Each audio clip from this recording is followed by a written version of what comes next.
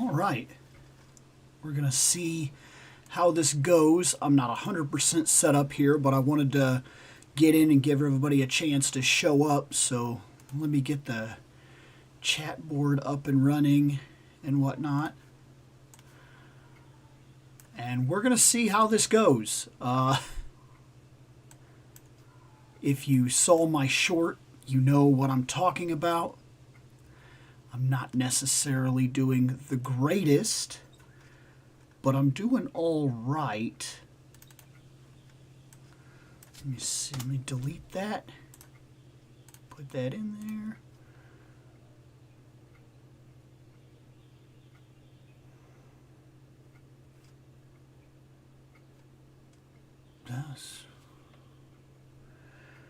That was weird. I've never had that happen.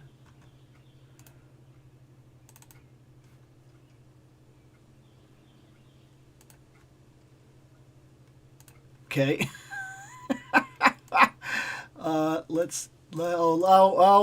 Okay, I know what I did. Hold on. I can fix this.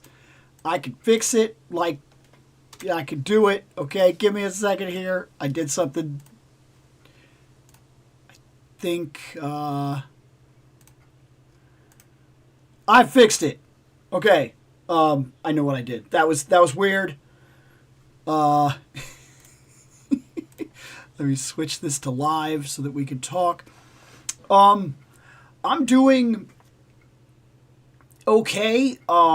Random moments of irritation. I'm on pain medication, and overall, I seem to be doing all right now. I have stints where I'm doing all right for a couple of hours, and then I'm not.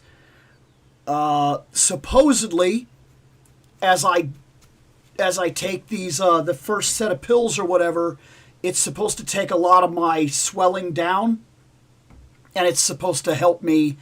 And they were talking like by Sunday, Monday, I should be functional. And for the most part, I did wake up last night in quite a bit of pain, probably around like 3 in the morning. And then that seems to have subsided, and I took my stuff, I took my med. I seem to be doing okay. So we're going to try this. I've noticed little things being on the pain medication, like because it's so much of it, some of my focus and whatnot has kind of been awry every now and then. Like, but if I feel like it's not working, I will quit the stream. And if I feel like I'm in pain, I will quit the stream. But right now, I'm doing pretty good. So we're going to run with it, because I got a bunch of stuff that's piled up, stuff that I want to see, stuff that I want to open, things I want to talk about. And we're just going to see how it goes. We're going to see how it goes. That is the way that the show works in general. But I am doing pretty good. And we'll see if that runs the distance, I guess. So let me at least set this up first, and then I can go from there. Okay.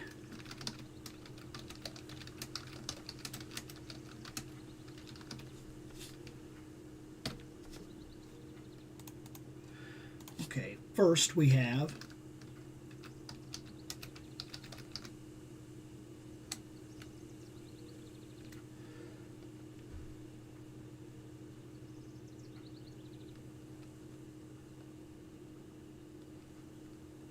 yeah.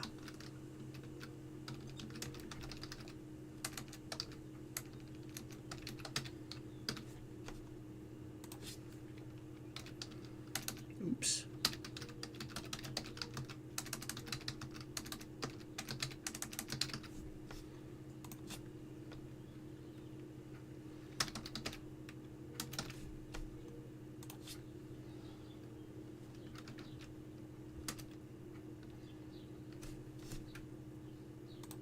There. That should start us off. Get out of here, fat Pikachu. You stand over there for right now. Okay. I got the NECA Worm of Madness Shredder 2-pack yesterday for $30. I saw that, I think around the same price at a third-party shop that I go to, a place called Mega. Let's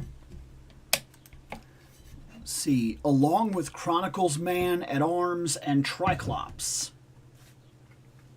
I've only got the He-Man and Grayskull so far. I haven't picked up anybody else.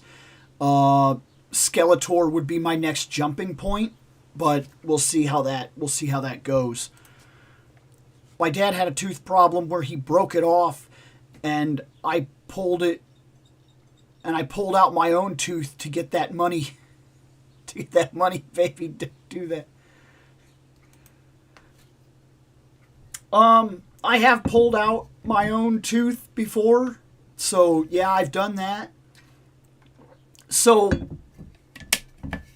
I had a problem with my teeth years ago, like a pretty substantial problem. I was not going to the dentist on a regular, and my wisdom teeth grew in under the gums and cut the bottom of the molars off. And I was getting sinus infections all the time. Like, I mean, I was getting them almost every month, every other month, like massive sinus infections. And I'd go in, they'd give me antibiotics. And like I didn't have a primary healthcare physician. I was very much the kind of guy that would just like go to the prompt care. And I was going to the prompt care over and over and over and over and over and over. And finally, one at the prompt care, this was like my 9th sinus infection. He stopped and he goes, "You've been in here a lot for the same thing." And I was like, yeah, this happens about once, maybe twice a month. Because I would go in and I'd be like, I have a sinus infection. And then the doctor would come in and he'd be like, so what's going on? I have a sinus infection. Like, I was like, I know what it is. Like, you don't have to. Well, this guy, he did this was the first guy that ever did it. He came in and he said, man, you've been here like 9 times. That doesn't make a lot of sense. There seems to be an underlying condition here. And he actually did an examination. He like did all this stuff and he checked me out and he, did tonsils, and then finally he started pushing. Like, he put his fingers inside my mouth and he said, "This is going to be weird, but I want to see something." And he pushed like inside my mouth on my gums, and I was like, "Oh shit!" Like, that hurt. And he was like, "All right, I don't think you have a sinus infection." He's like, "Do you ever have pain when you eat, like when you chew?" And I was like, "No." And he goes, "But when I press in here on your gums, it hurts?" And I was like, "Yeah, like pretty substantially." And he goes, "I want you to go see a dentist." And I was like, "Oh man, I don't see no dentist." But I did. I went and I got x-rays and everything, and they did the whole thing where you bite down and they take freaking 19 x-rays in all different areas, and they do the spin around. And that doctor came in and he said, "All right," he said, "this is pretty serious. Your wisdom teeth grew in under the gums and they grew in sideways. And they broke off the back molars, the bottom of the back molars. And there are fragments in your gums. Those fragments have now caused a problem where it's rotted the tooth on the inside." And I'm like, "Oh, none of this sounds wonderful."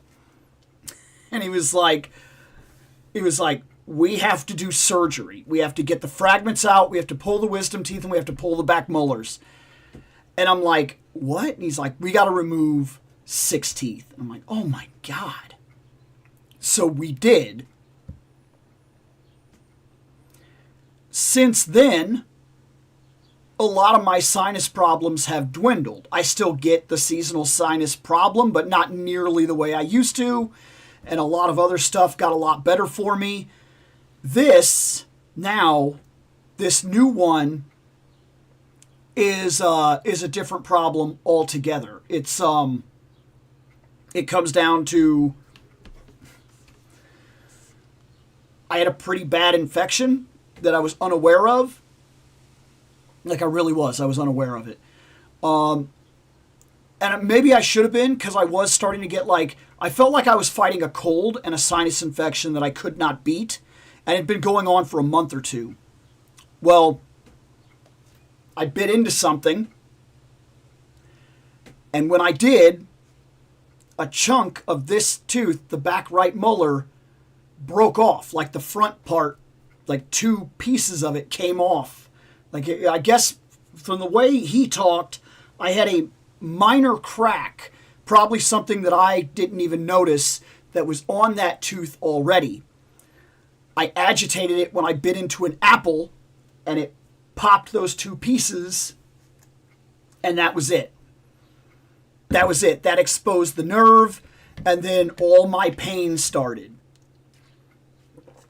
And so now I'm going through a whole thing. I got to go in. I got to go to root canal. I got to get a crown. It's a whole ordeal. It's the best. We love it.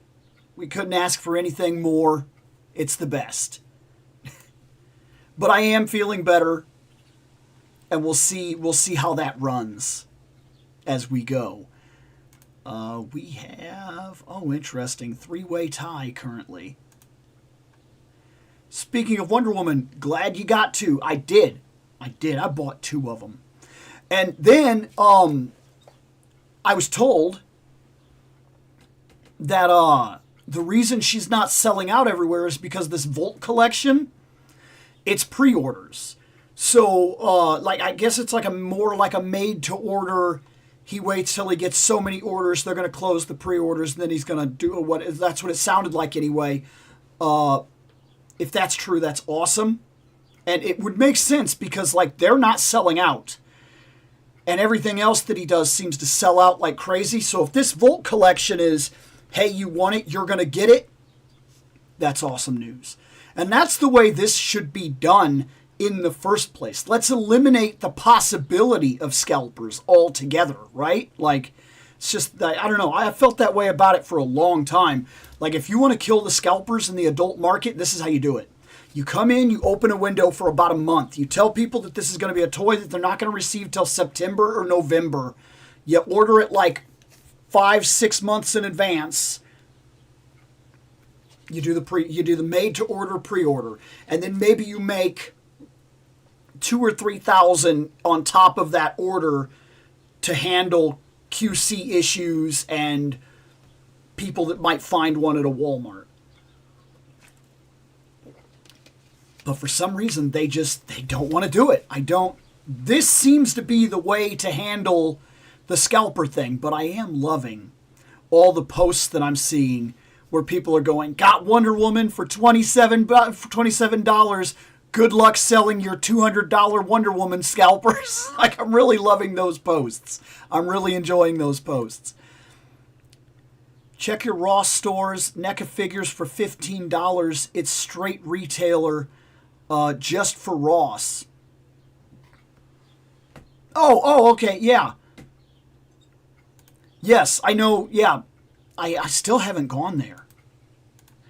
I guess, kind of, because my insurance company, he wanted to do an ivory crown, on the back, but my insurance won't cover that for some reason.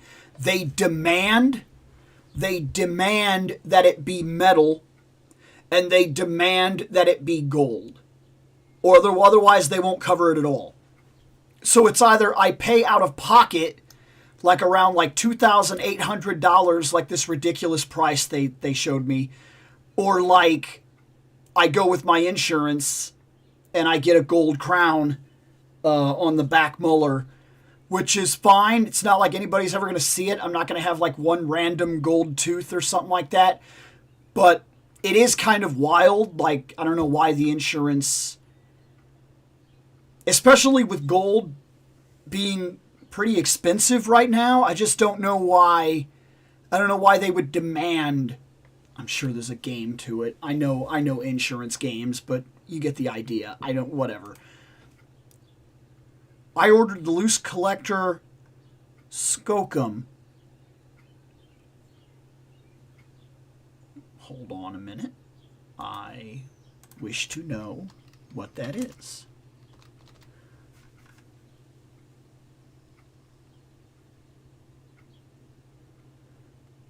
No, I don't want to do that right now.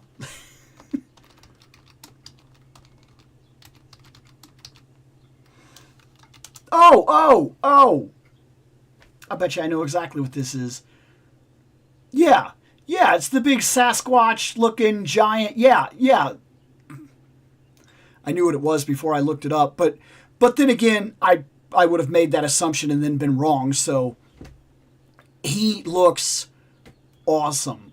Like I like Loose Collector for what I like it for. I bought like 3 different figures from them so far, and I think I want the heavy metal figure. I don't know for sure, but I find myself sitting here sometimes feeling like I really want the heavy metal figure.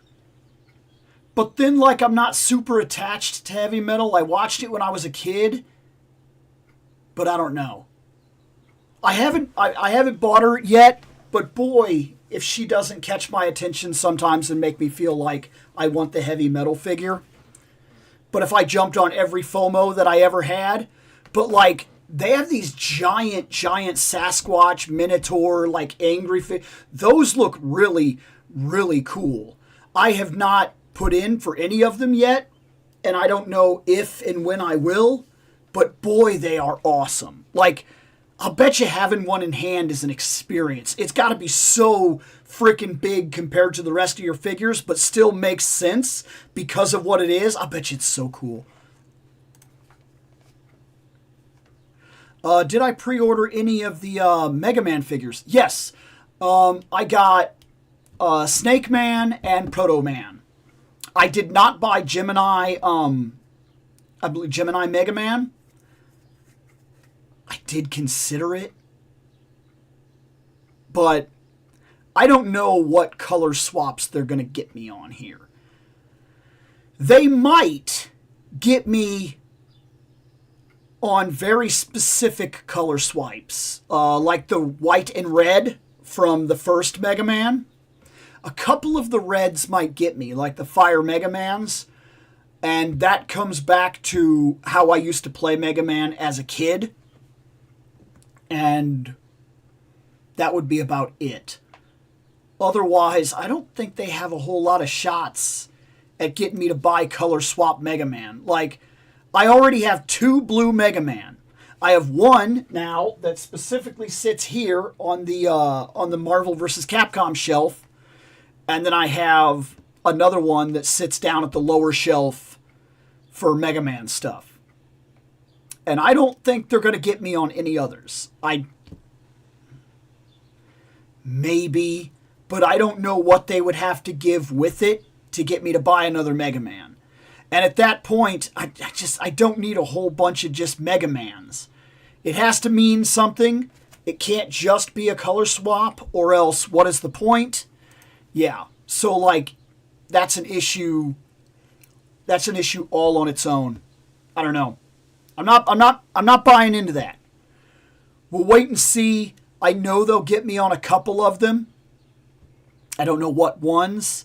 We're still dealing with the problem that I feel like they never should have just started jumping around in Mega Man. They should have finished Mega Man 1, went to Mega Man 2, went to Mega Man 3, but this is what they've chosen to do. So now I just got to ride it out and get all the random Mega Man bosses and hope we complete at least one game. And if we don't, I guess I'll have a whole bunch of Mega Man bosses and a cool Mega Man collection, and we'll just have to deal with it. We'll have to roll with the punches, I guess. Let me set this up.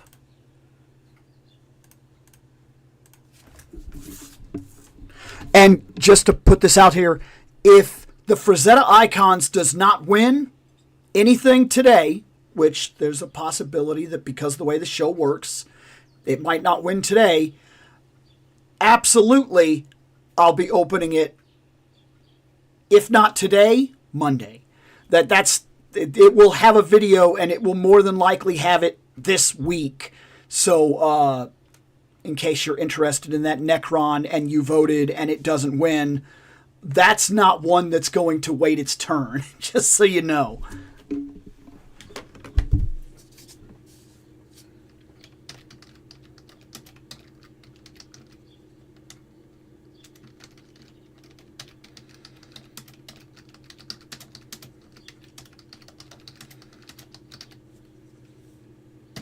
We'll do this. We've never done this, so this will be interesting.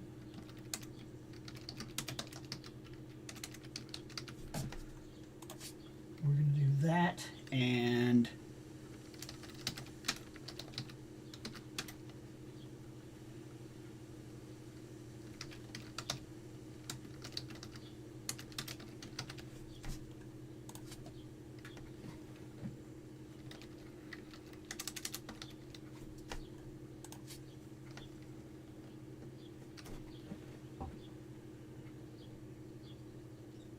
oh, okay, sure.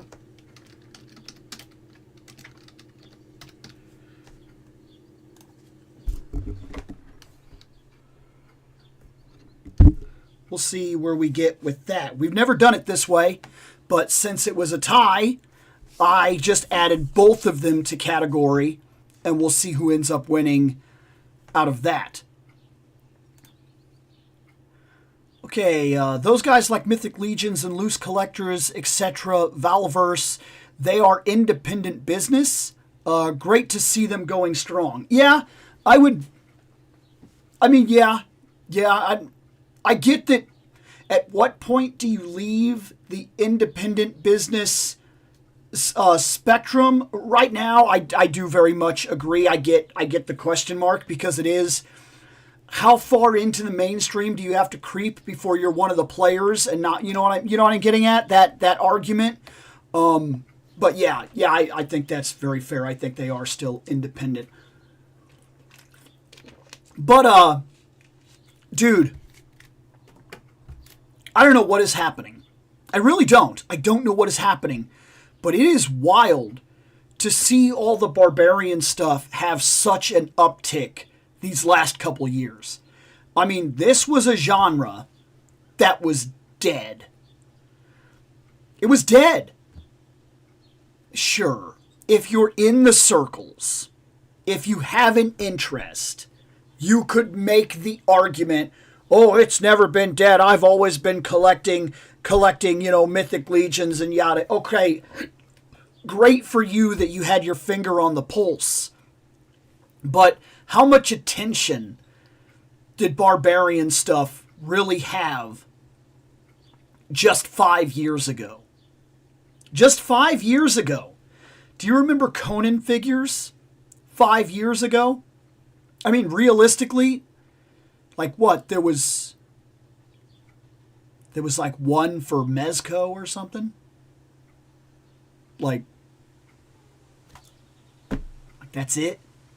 Like Mezco was doing one? There were other things that were coming out that were Conan, but they weren't. People were just using them as stand-ins. Now all of a sudden, we've got the champion Conan that's coming out. He's coming out very soon. We have we have two. We have one Frazetta icon that came out, and we have one heroic signature that came out. We have two on the way. I'm telling you, there's two. I'm making the argument. There's two. Conan's coming out for Epic Hacks. I have a feeling that's what's happening. Because they showed on the front of that magazine cover, and everybody was looking at Yogg. Of course, we're looking at Yogg. That is so cool that we're getting a Yogg Kasha. So cool. But nobody looked at that Conan, which is not the Conan that they advertised that we've already pre-ordered. It's a different Conan. It's a younger Conan. It has a different helmet. It may be the same body, but it's just like when they've already released Red Sonja, and then they released her in the red armor, and then they released a black and white variant, and there's already 3 Red Sonjas you can buy. I'm telling you, that Conan on the cover of that book is a second Conan. So we've already got 2 Conans. And this is just Conan. We're not even getting into the expansive of all the stuff that's happening right now with things like Motu and the major limelight that things like Valverse and things like that are starting to see, and Mythic Legions and Zesray, and We are like in an uptick of barbarians all of a sudden, which is great for my bank account. My bank account absolutely loves that. It's a real fan of barbarians coming back into the mix because it knows it'll never see money again. Like my bank account knows it, man. The main man. Dude, it's so cool to think. We got him back to back, too. Like, we got Lobo, then we got a movie Lobo that followed it immediately. Are you getting any of the Motu movie figures? Heard they're pretty good. I have He-Man. I want Skeletor. After that, I will be making determination. Oh, and I want Teela, because I need to get her in hand. But I have a feeling that the Chronicles multiverse stuff is following the same pattern as Marvel Legends. I was looking at that Teela, and I'm noticing she does not have the articulation scale that He-Man has. He-Man got a massive articulation scale where he could take poses that are unbelievable. I'm already seeing people buy that He-Man in mass to reuse that body and just kind of swap the head out for barbarian figures and redo their own stuff because that body is so good. It takes so many fantastic poses with very little resistance. You don't have to like work really hard at getting amazing poses from that guy, and that's crazy. That's a crazy good body. However, they followed that Teela that's coming out. She looks like Marvel Legends. She looks like she's got the upper articulation and then the solid bottom part where like that's what they look like they're doing. They look like they're following the Marvel Legends scale. If that's true, it puts us at some questionable areas. We have to go back and immediately question again. When we start to get the DC figures, are we going to see superposable, well-articulated, high-end Superman and Batman, but Wonder Woman can't take poses because she can't do a sit-up because she has no ab crunch? Are we going that direction? Because we have to look at what Mattel is doing with other lines. And right now, the closest thing to a superhero line is Motu.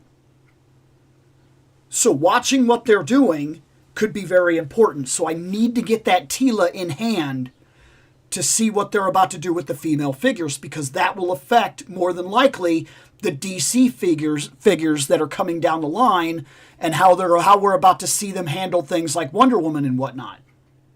I can't say that's any kind of guarantee whatsoever, but it is a speculation point as to how we're going to see this line develop and what we're going to expect from it.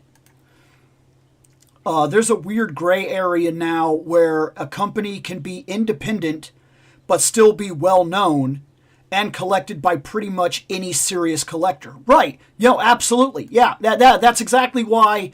Yeah, that's why my mind was like, how far do you go before, like, because independent, we think of independent as like the little guy, the third party company or whatever, but that's not exactly what that means, because you can be independent, but right now you can be an independent company while still being so well known and so popular that you may as well be one of the big three. We'll just use that term. You know what I mean?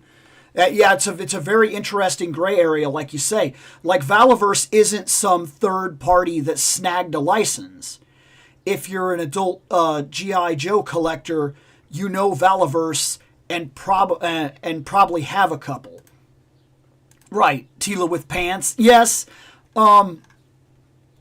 Movie-wise, that doesn't necessarily bug me. Oh my gosh, we had a 4-way tie here. You guys messing with me? You messing with me? 4-way tie? Okay.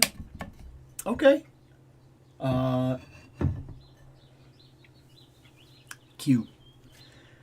That's going to kind of end up leaving it up to me.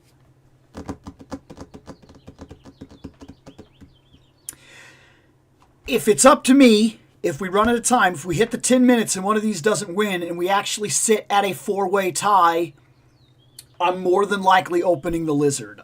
He's the thing that kind of interests me the most of these 4 choices at this current moment. But he actually barely edges that out. The thing that had the least interest is Quicksilver Black Widow, which sounds bad, like why did I buy it if I don't care?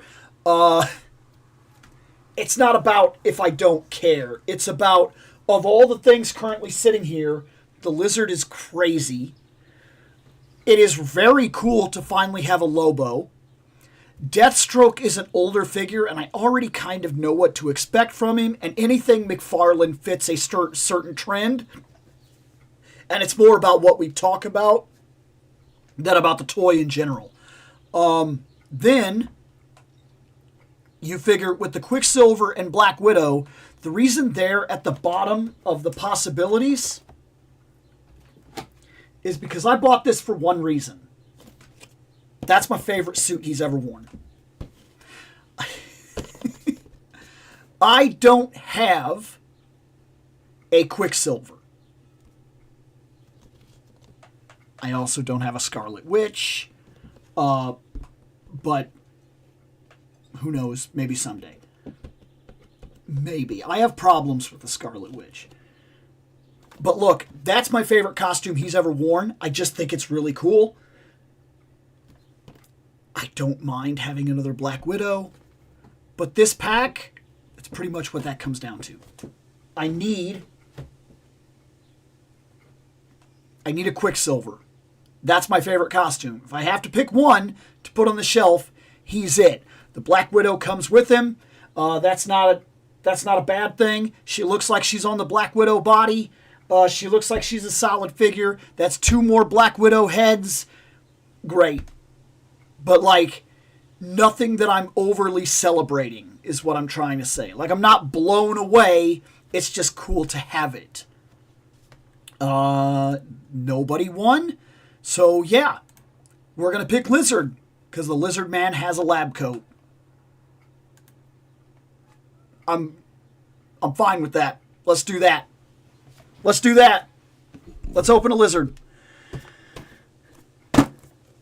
Lizard Man. Lizard Man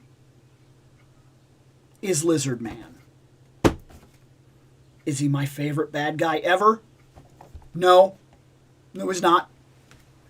Is this a figure that, like, just I've been wanting my whole life? No. No, it's not. It's very cool. Don't misunderstand my statement. This is really cool. Did I feel a little bit of FOMO when I missed out on him? Yes. Did I feel a little bit of FOMO when I missed out on the second one? The first appearance Lizard Man with the weird first comic face?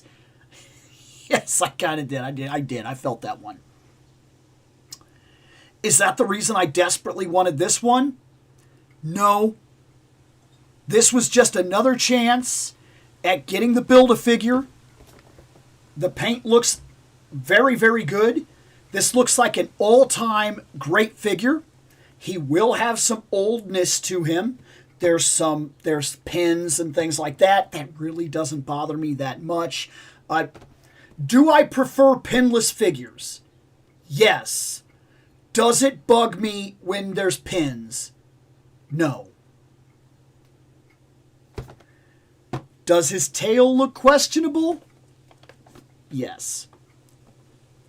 Would it have been better as a wire? We're going to have to talk about that. Because not necessarily. That gets a little complicated, but not necessarily. Also, we got the McFarlane head to go with the closest thing we've had to a McFarlane Spider-Man. Is that cool? Yes. There are many reasons that I was on board for buying this. But you know something? Every single time I think about Lizard, 2 things come to mind. 2 very specific things come to mind with my Lizard Man experience. What endears me to Lizard Man? is the animated series, the original, not the original, that's because then we're going all the way back to the 60s and that show is something. I'm not saying it's bad, but it's not the 90s. The 90s animated series starts with the Lizard Man. I still remember turning the TV on and seeing the very first episode of the 90s Spider-Man. And it was the Lizard Man. And it starts with the guy driving and he's scared and it keeps showing the lizard flashing and he's having like a straight up PTSD moment. And he was working in the sewers and the lizard came out and grabbed one of his friends and everything like that. And like just craziness. And then with all the tie-ins that he's Doc Connors, he's somebody that's a close associate of Peter Parker. Peter Parker doesn't want to ruin his life. We get Eddie Brock right off the bat. We start the storyline that's going to lead to ruining Eddie Brock's life via Spider-Man and things of that nature, which will make him not like Spider-Man, but also he'll have problems with Parker when Parker's able to get pictures that he can't get that don't even make sense to him, and just little things like that. We're already having the building blocks in episode 1 for one of the best Spider-Man series ever done. Ever done. That 90s Spider-Man series is straight up magic. It's so good. It really is. My kid has watched a couple of Spider-Man series. And then not way too long ago, I saw that it was on Disney, so I started streaming it. She came downstairs around like episode 4. And now she actually says, hey, when are we going to continue that Spider-Man? Oh, we can do it tonight. So we've been kicking through the Spider-Man series. She likes the 90s Spider-Man series because of that continuity, because it expands the universe and shows her different ideas and whatnot and focuses more on characters and develops and has like stories that continue and have consequences. She likes all of that. What is the other thing that endears me to the Lizard? Aside from this moment that like I found one of my favorite series ever made. It's going to be weird. Lizard Man is what we never got. I know that we got him in The Amazing Spider-Man. He was fine. I don't hate that movie. I really don't. I enjoy that movie for what it's worth. I watched that movie. But I think for all the talk, because there was a lot of talk after the No Way Home thing, there was a lot of talk that they should do Spider-Man 4. That they should do Spider-Man 4. They should bring everybody back and they should do one more movie. That's the Lizard. If you asked me what they should do to bring Spider-Man 4 and do it, it's the Lizard. Have Parker be working for Connors because they knew each other. Connors was his teacher. He was a student. They developed a small relationship during that time. They got to know one another. Connors is already aware of Parker's qualifications. Parker becomes a lab assistant. And we play off part 4 with Parker being an adult, still doing the Spider-Man thing. Connors working on a breakthrough that he's been working on since he left the university. He leaves the university. He's been working for some science division, whatever, and he's building the idea he's going to get that arm back. Now they're associated. Now they work together. Now they're both, like, Parker's an adult. A lot of things have changed in his life. Things are a little more difficult, but a little simplified as well because he's not trying to keep up with things like college and whatnot. Now he's just trying to figure out how to balance his work Spider-Man life balance. Not that it'll ever work out for him because that's Spider-Man. The 4th movie should be Lizard Man. Bring that actor back and let him do what they were already setting up. He's in the 2nd and the 3rd movie. We already have an association with him. We already have him tied to Parker. We already know who the guy is. We already have a decent idea that he's even willing to work with Parker kind of on scientific ideas because of part 3 where he's kind of looking into the symbiote for him and things like that. So if we already have all this connection established, he's the villain. He's the villain. There's no need to overcomplicate it. There's no need to bring in 2 or 3 or 4 villains. Focus on closing out the stories. Aunt May has passed. At least I imagine she would have by this point. I don't want to see her recasted. Aunt May has passed. Mary Jane and him have had a little bit of trouble because of the whole Spider-Man thing, but he's not giving up the Spider-Man thing. But they've kind of found a way to kind of work with it. Have Connor in his life. That is his job. Connor becomes the Lizard. That's where we go with it. I am positive that should be the 4th movie. If they ever did it, and they would have to do it soon, because you can't drag this out too much longer. And now there's a lot of talk that Toby is in the Doomsday thing and that his universe may be destroyed or whatever. Like at the beginning of it, we don't know exactly. Those rumor mills, we know how they go. A lot of it could be BS. A lot of it could turn out to be very, very real. We'll have to wait and see. But personally, that's how you do it. That's how you do it. I'm telling you, Lizard. There's no doubt in my mind. That should have been the 4th movie. But, whatever. Right? We've talked about Lizard enough. Those are my 2 main things that always come to mind when I talk about the Lizard. This thing is ridiculous. Let's open it up.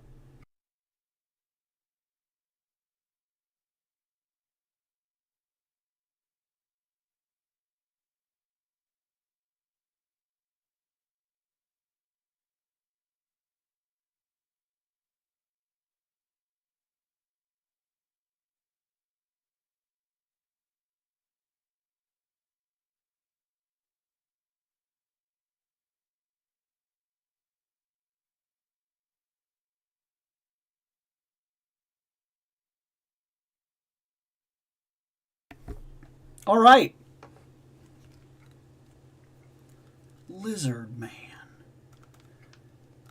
Here he is. We got them toes here. We got this ankle.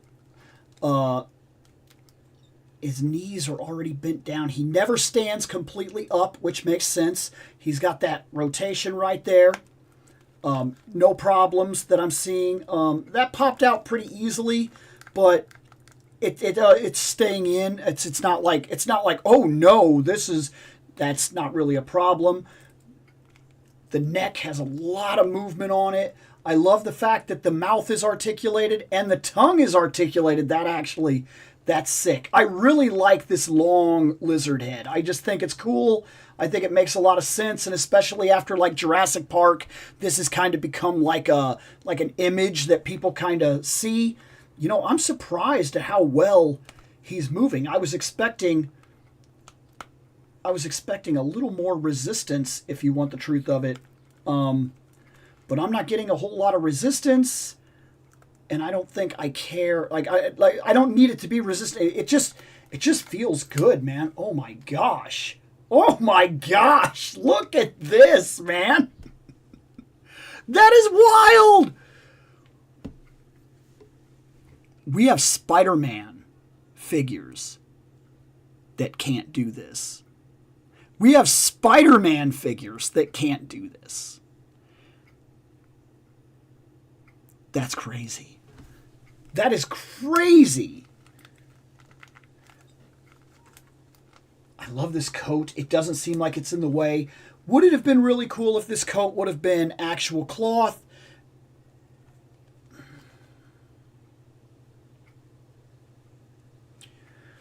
Yes and no. On toys, there is an argument about getting the cloth goods. And sometimes I very much agree with the cloth goods idea. Would it be nice to have this in a wireframe and everything like that? Yes, but you would lose certain things as well.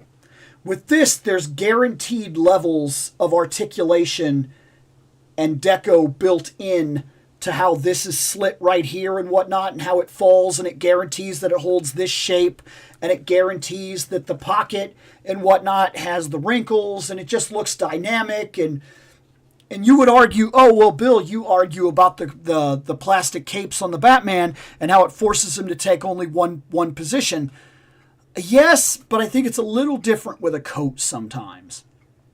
Will this lizard sit down? No, because the coat is kind of in the way. However, do we want him to? Like, you see what I'm getting at? Sometimes I actually think that this is better. Like this collar and whatnot, would it always stay up if you got a cloth one? I don't know. Now, the other argument, however, is that if you were going to release, say, the other Punisher, okay, the live action Punisher that's coming out real soon, if you were to release that and you were to give him a trench coat, I would want that to be a cloth-esque, like a soft goods. I think that's different. Because he's a human, I need him to be able to sit down, I need him to be able to take certain poses, and I need the coat to be able to be on and off at different times for different photos and different opportunities. That's a different argument. This, I don't need this coat to like ever come off. Like this is part of it for me. I don't need a lizard man without the coat or whatever. I love this detail right here, like the dirty coat. This is absolutely beautiful. Like this is done so well. That was very, very easy.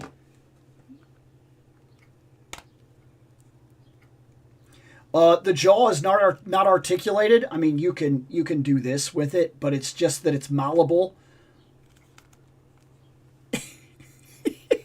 It looks goofy.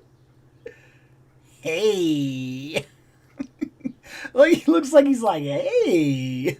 He does look like you can make this look intimidating, but like, doesn't he just kind of look like he's like, he looks like if I could get a can of Mountain Dew for his hand right there, he looks like he's do the do. Like, I swear to you, man, this head is really cool. It's so cool to finally have it. I know that we'll be able to pull off some really cool stuff with it, but this head, I don't know if it's just that the mouth is always open and the eyes have this little squint that kind of makes him look friendly. Like, do you see this? Do you see how it's kind of like, so he's kind of like got this like, hey, I don't know what it is. I don't know if I'm the only one seeing it, but it's got to be the way they did the eyes or something. He just looks like he's a lizard man that's having a really good time. Like, this is his day. He's been looking forward to this. He's at the barbecue. Oh, hey, he's seeing all of his old friends. Oh, we haven't hung out long. Hey, I've just been doing lizard stuff, you know? Like, I swear to you, it is wild. Like, this head is kind of crazy. I love it. Intimidating wise, I definitely feel like this head has better expressive tendency, though. This is very cool. Don't misunderstand me. But, like, if you want him to look a little confused, it's easy to do. If you want him to, like, if you want him to roar or something like that, put the tongue out and, like, come down at somebody, and then, like, with the hands and everything, if you did it right, like, it's easy to create, like, a different kind of dynamic with the head. This is a good head. This is a decent head, regardless of where my mind goes every time it just looks so happy.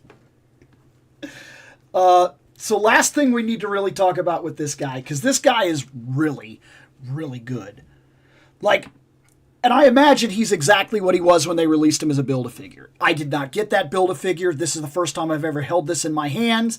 But, like, this is really good. And by the way, this makes you feel like a child again when you can hold the figure like this. This is kind of wild. He's just big enough to fit that, like, old, like having a He-Man or Ninja Turtle in your hand when you were a child. He's got that perfect grip area.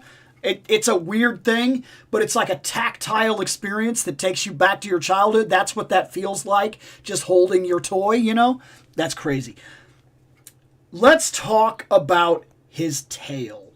There are some people that have been posting online with things like, Hasbro, this ain't it. I get it. This is not going to blow your mind. In fact, this looks really bad. Like, this, you would almost wonder if this is like part of like a spidery leg thing or something, and there's supposed to be like 6 or 7 of these, and they're supposed to be walking. Like, you see what I'm talking about? Like, you could easily be like, that's not a lizard tail, that's, you know, that's like legs or whatever, like this tentacle thing. So we're going to put this on, buddy.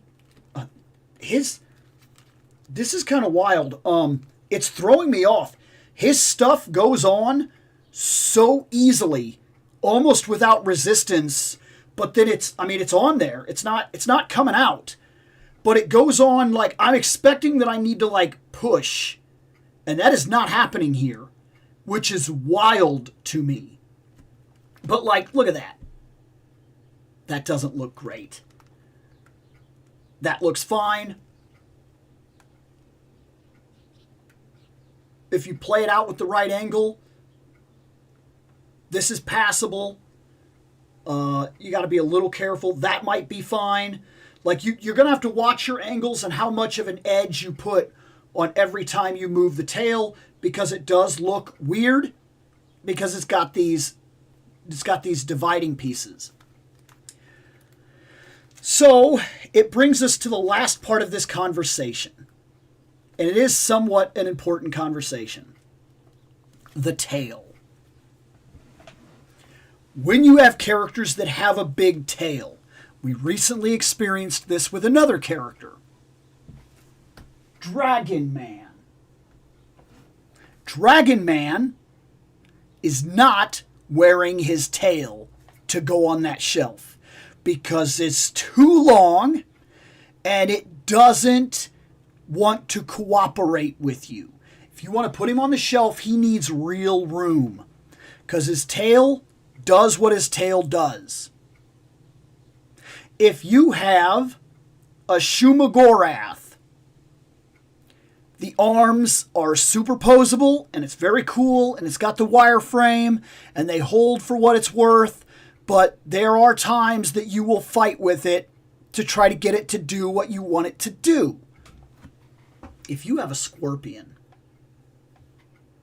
zoomed way too far in, that's not going to help us at all. The only thing that did was expose that dumb-faced Skeletor is always laughing at you along with the other dumb-faced Skeletors. So back up, you didn't help at all. Thanks anyway. If you put that Scorpion on your shelf, that Scorpion has a tail. It's a wireframe tail. It seems like it would be a really cool thing. It seems like, oh man, that's definitely the way I want it. Yes, that is really good. But once again, he has a tail that I'm constantly in this process of trying to figure out what to do with it. And sometimes it doesn't hold the position you want it to hold or move the way you want it to move. And wireframe tails, like in the rubber area, you know, because usually these are like a rubberish material. They can be tough to manipulate. They can be a real pain to manipulate. So what's the solve there? To try something like this? Articulation segments? Well, you can see how that played out. It's passable. But that's going to give some people major pause. Like, they're not going to love the way that works or even looks. They're going to fight with it. I'm not saying they're wrong. That's awkward. It looks weird, and it also hinders part of his manipulation. But at the same time, I'm never going to have to worry about his wireframe tail, like, losing Because you can move these into a position, then come back an hour or two later while they're on their shelf and their tail or whatever has kind of like moved because the rubber just kind of wants to be the way that it wants to be and the wire doesn't necessarily hold it the way that you think it would. That happens with these things. Not all the time, but it does. Articulation in toys is an art. How much articulation do you give to something before you ruin the sculpt? And how much articulation features do you want that either work or don't work? And you always take a risk. If you want tendril things and you want them to have the wires. We got that with like Dr. Octopus from the movie. All of his tentacles have those wires. That's really cool. But at the same time,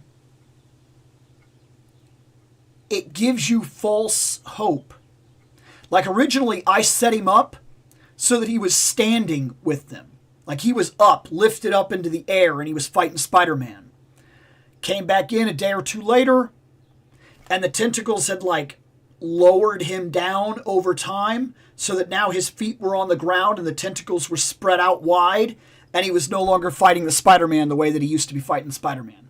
It didn't hold. Sometimes you move them around and you want a very specific thing where like it's trying to like wrap around the Spider-Man or whatever, but you can't get that effect because the wire isn't strong enough to fight the plastic or fight the rubber, and so you're like trying to bend it and you're like holding it in place as long as you can or whatever to try to force it to do what you want it to do, and you kind of got it, but then you got to take that picture because it's not going to hold. The rubber's not exact. The rubber wireframe thing is not exactly a perfect fix for a tail either. Articulation when it comes to tails is tricky, and I don't know if I've ever seen a figure yet that's honestly figured it out. Like, do you want this to be like one of those snake toys? You know what I mean? Where it's like there's a segment and it goes all the way down. Because would that look broken too? Because you're talking about we have 3 parts right here, which we can manipulate and play with and get it to finally kind of work decently for us. But like, what if you had 7 segments? Like that's a lot more cuts. And it's going to look a lot more weird. I don't think we've seen a perfect tail for one of these things yet. I think the Scorpion is close. The Scorpion is close. But he's not there. And I also think sometimes it's interesting when they will release options. And maybe that's the best way to go. But maybe the options are wrong. I've seen where they'll release where one is just like the tail, and then they'll release like where there's another tail in the pack that looks like it's more sprawled out, kind of like coming up or whatever. I've seen stuff like that. Is that the best idea? Arguable. But maybe they should give this and the wireframe. Maybe that's the answer. Because for certain shots and certain looks, you want the wireframe. But sometimes if you want to set him on the shelf and you want just the stability of a segmented tail that will allow him to stand up, which he's not having a problem standing up. I'm just simply making, because sometimes he feels light for what he is. I mean, he feels like he has some weight, but he feels light for what he is. One could argue that if he was a little heavier and he was back heavy or whatever, you would want that tail as like a kickstand. But the rubber tail might not give you that, or you might fight with it for a long time before you get it to do exactly what you want it to do. I don't think that this is easy. I think tails are very tricky on toys. So I don't blame them for doing what they did here. And it works for me. But it is a conversation, an argument to be had, what the best tails situation would be, and I really don't think we've seen it yet. I don't think I've ever bought a toy yet that made me go, oh, the tail is perfect. cool sometimes, workable sometimes, manageable, perfect. I don't think I've seen it. I don't think I've bought one figure with a tail yet where I go, oh, it's perfect. That is so perfect. I've never seen it. I've never seen it. Lizard added to the shelf. Okay, let's set up here. Let's do... Oh, nope, not that. This.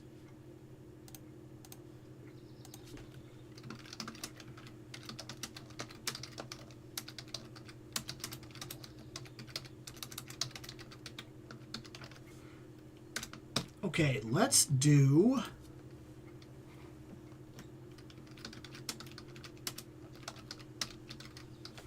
I know I have that. I believe that's sitting back there, if I'm not mistaken.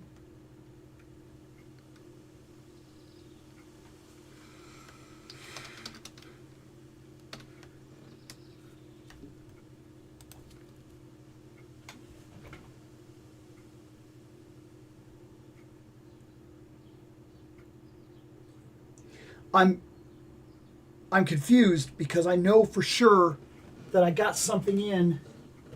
Oh! Camera, stop it. Back up. We're gonna fight. No, you're doing it again. Back up. Stay right there. That's your position, camera. That's where you go. Okay? You and me, look, this should have been voice command. Okay, stop it. You know what you're doing, camera. Stop it. So let's do,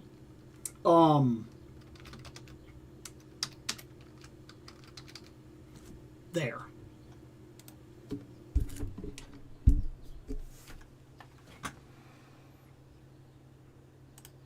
All that because he wanted his arm back. I mean, it is his arm. Just going to put it out there. I mean, I feel like I would want mine back. There are a lot of robot attachments now that are pretty crazy, though. Like, we're getting so much better with replacement limbs. But then, same situation that I'm currently dealing with right now when it comes to my teeth. Your insurance has to play nice. So he loses his arm. His insurance won't play nice, even though he's a scientist, and you imagine he should have good insurance. But I guess his insurance isn't doing anything for him because he doesn't seem to have a replacement. He just constantly has like his sleeve rolled up. He just has a stump.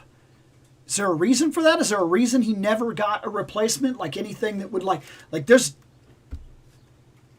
That's an interesting question now that I'm thinking about it. Like, why... Have we ever seen Connors with just like a replacement limb? He always wants the guaranteed biological regrow of his arm. And that's what, of course, leads him down the path that brings him to be the lizard. But, like, did he even try alternatives?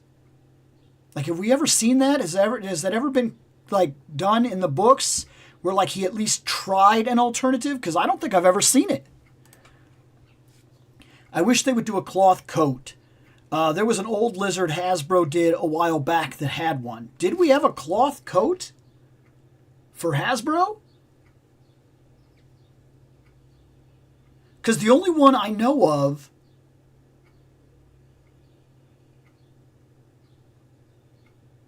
You sure you're not thinking... You sure you're not falling back into Toy Biz? Like, are we going... Or maybe... Did they do one in Select that had... I don't remember a cloth coat. I'm actually trying. I really am trying to recall it. I'm not an encyclopedia when it comes to the things that Hasbro has released. Like, far and away, I am not. Not an expert. Will never claim to be an expert. That's not where my interest lies. But now you've got me wondering, because I personally don't ever remember a cloth coat from Hasbro.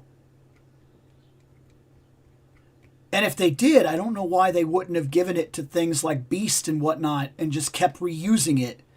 Because a cloth coat, once they have it, like, that would work for so many characters. He's got the what's up face. Exactly. Swivel could kind of work with Tails. I wish Hasbro would do Stegon. Stegron. I apologize.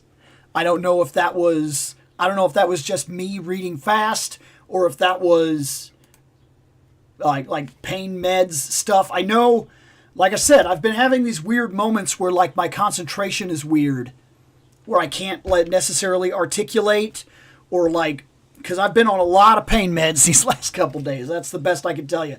Like, I've noticed that I'll go in and I'll type something into the messenger or whatever, because I'm trying to say something, and I'll type it out, and then I'll like look at it and be like, I don't remember saying it, and I gotta go back and fix it, or I'll post it, and then my friends will be like, "What are you talking about?" And I look and I'm like, "Am I having a stroke? Like, what the?" Go back in and fix it.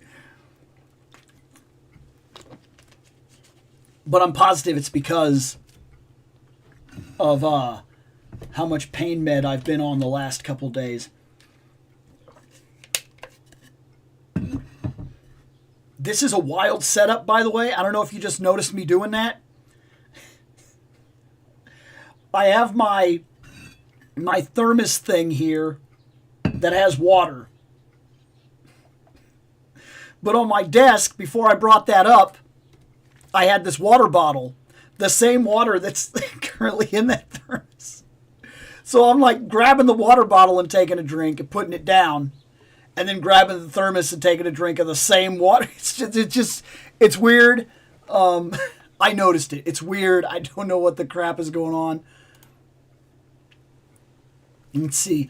The Lizard was in a 2008, 2009 Spider-Man line. It was the same wave that they dropped the Black McFarlane Toy Biz Spider-Man.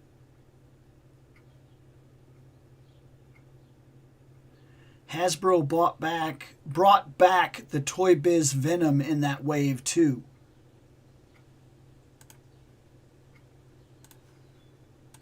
Okay, well, let's go see them.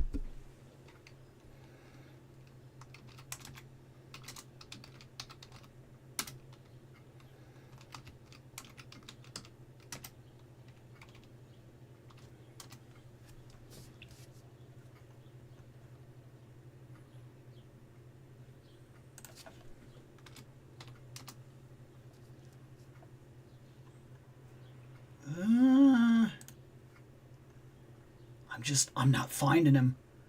I put in Hasbro Lizard 2008. I'm just not coming across him. I don't see him in any of the sales, any of the pictures, any of the promotions. Are you sure it was Hasbro? I'm not trying to call you out. Don't misunderstand. I'm trying to see it. I want to see the coat, because then I could determine if like the coat looked good even for its time, or if they really should still be doing that, or are you having like a Mandela effect, or was this not Hasbro? How was it? Was it Toy Biz? Even the Toy Biz Lizard, I'm seeing. Oh, what's that? Hold on. Is that? I found something. That lizard looks awful. I found something. It's from the original, like, it looks like it's from the old Spider-Man toys. And it's kind of like the same kind of white coat that they gave like Gambit years ago when I was buying toys. I found that. And the figure is awful for what it's worth. But it is a cloth coat. It looks really, really bad. But it's a toy of its time. Toy Biz Lizard action figure. This almost has to be what you're... If this is what I'm thinking it is... Oh my gosh, that coat is terrible. Not that they couldn't do a better one now, But like, I'm thinking that that's what you're remembering, but that's Toy Biz, and it's not only Toy Biz. It's very much for an older kind of toy, but the lizard has a red tank top on. The packaging is like yellow. If you have Instagram, I'm on Instagram. Send it to me in my messages. I'm not. It is not my intention to call people out. I want to see the coat. That's what I'm trying to do. I just can't find it. So yeah, don't misunderstand. I just want to see it, and I can't find it. Phone was still on vibrate. Well, hi. Looks like we are going to end up in Storm Arena, which has no vote. There's one figure came in from Storm Arena, which is cool, by the way. And it also has a bit of a story to it. Not a huge one, but a bit of a story. Also, today I got another one of those comments. I responded to it. I'm not trying to be an a-hole.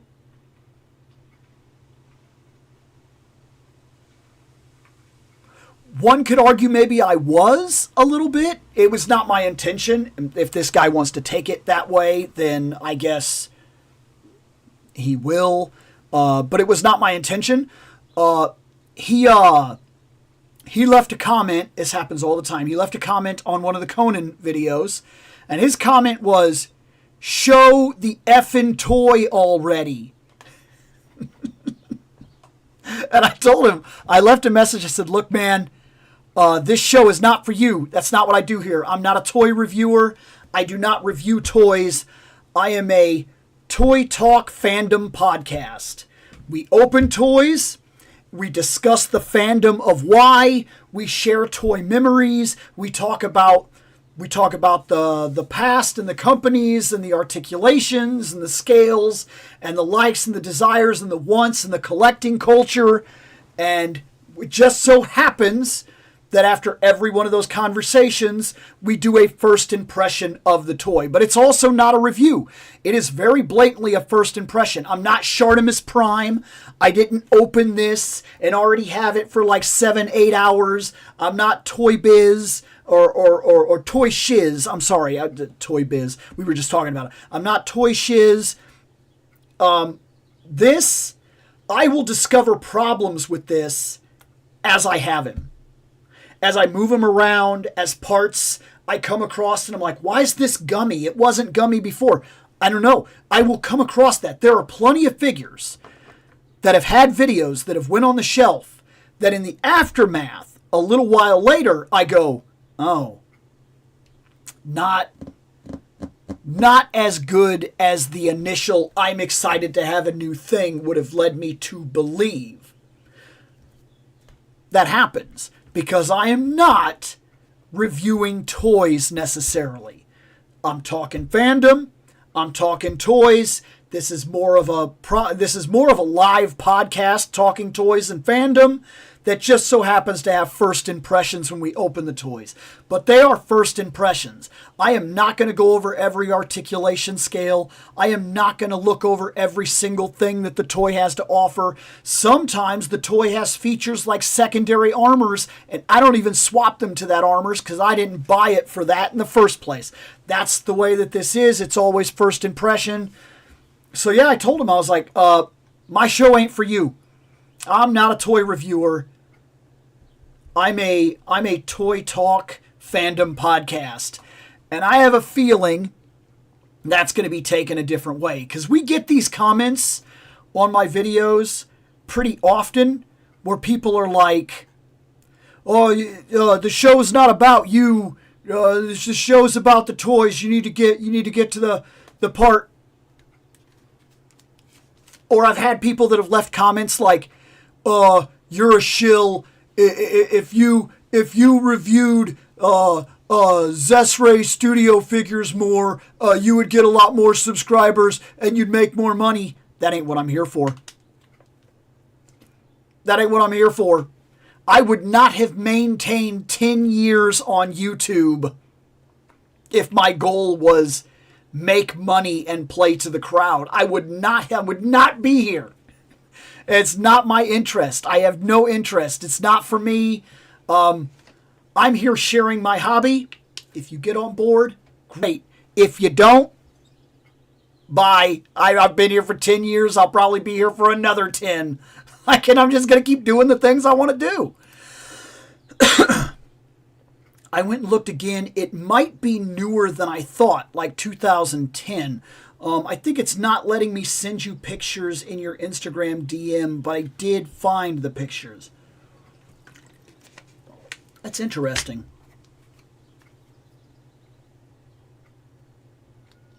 Doop, doop, doop, doop, doop. There you are. That's you.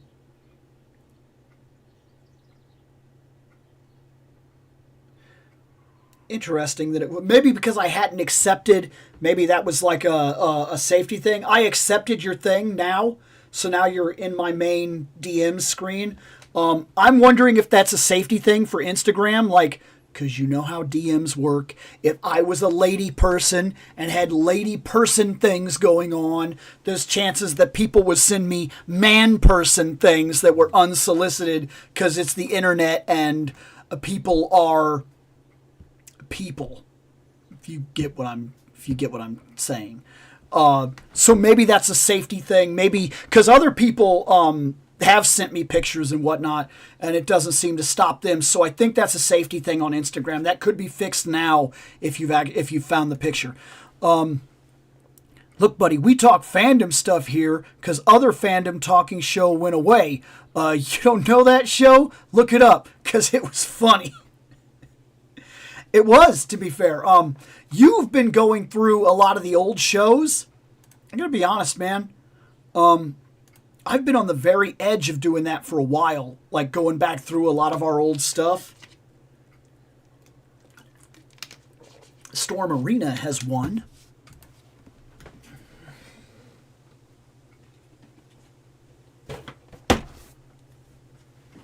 So let's do that. Charlie. But like, I mean, yeah, this is Charlie, but like, I mean, you see right there, Nash. Yep. Guys, I have a lot of history with Street Fighter. We've talked about it. Years ago, I was playing a lot of Street Fighter, and a buddy of mine got Street Fighter Alpha. We were so excited. New Street Fighter.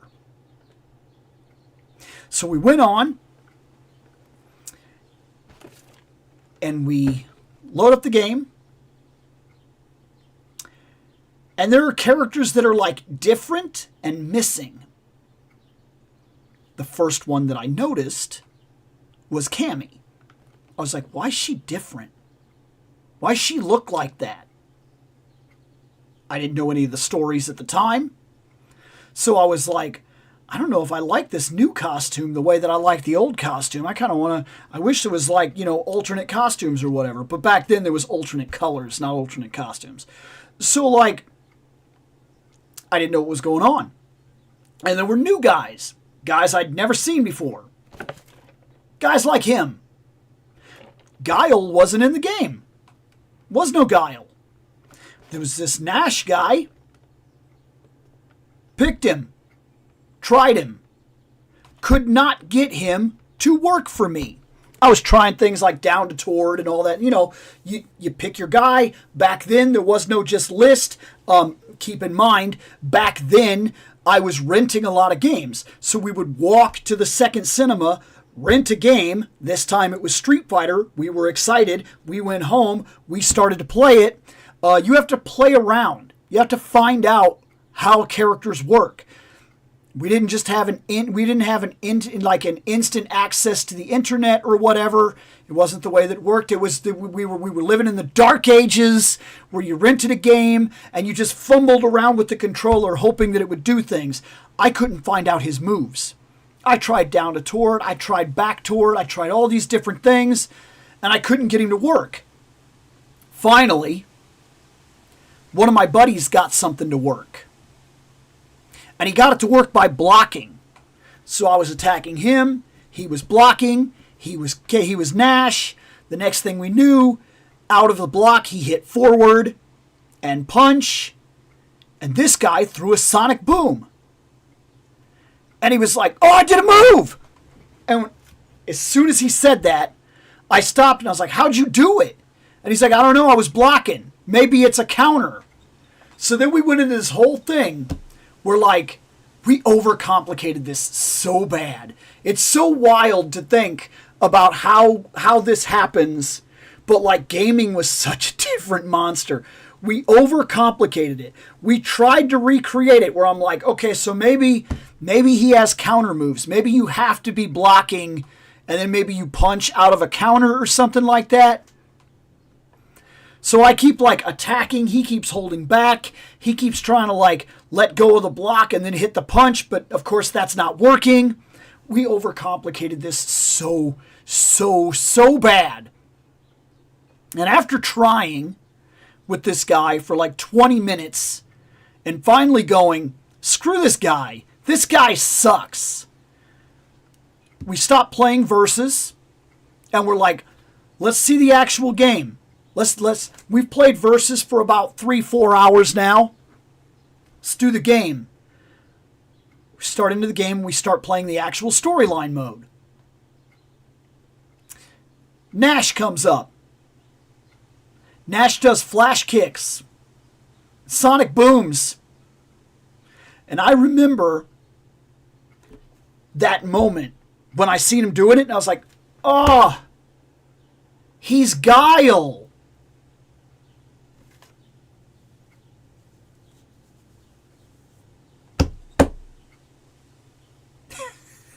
We thought this guy was Guile.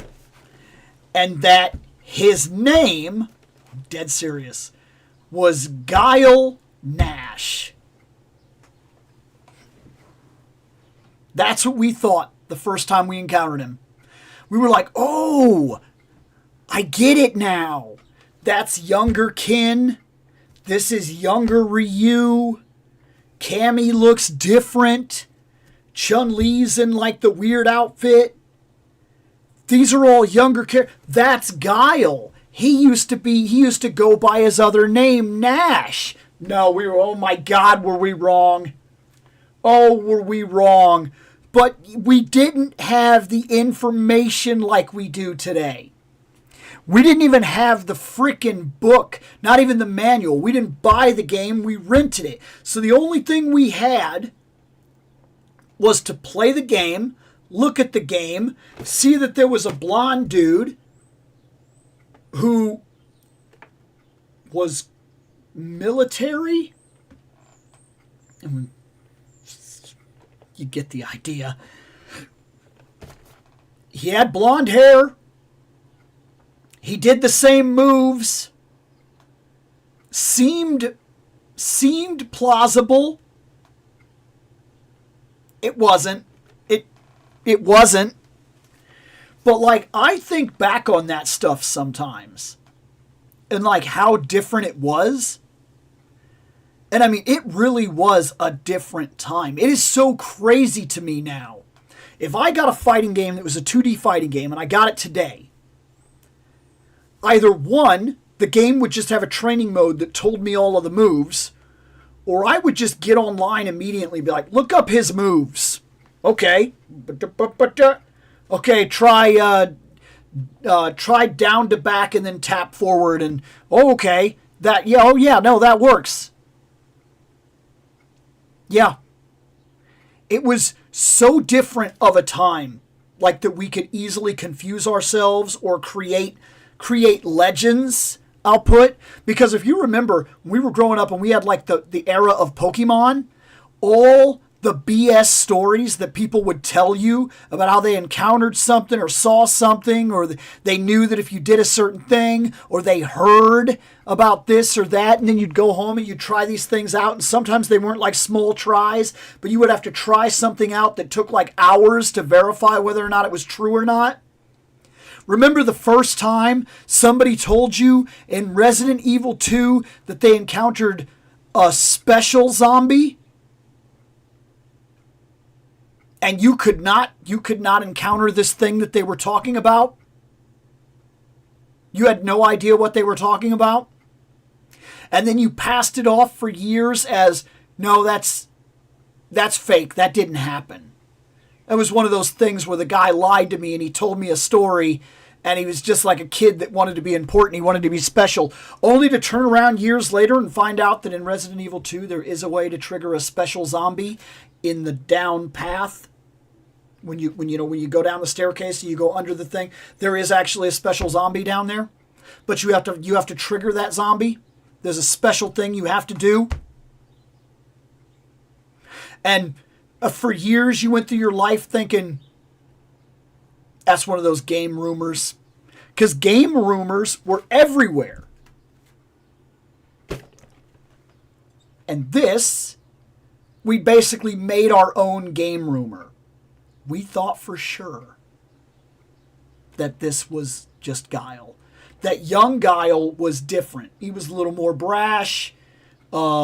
His big, ridiculous hair swipe, we don't know what that was about, but like that's who we thought this dude was.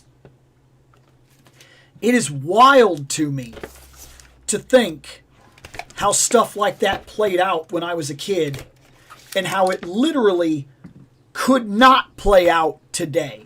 I promise you that if this game was released today and it never existed before, and they were like, "Hey, we're going to go to we're going to do a prequel fighting game of Street Fighter, and it's going to have all the Street Fighter stuff, but they're going to be younger and yada yada," and then they released it, and then we went and checked it out. I'm going to tell you something right now how that would play out. If we saw that guy, somebody would have just said, "Look up his moves. I'm not doing this. Look his moves up." That part is solved. We've solved it. The second part of that, somebody would have said, "Oh, is this like young Guile?" I'll check.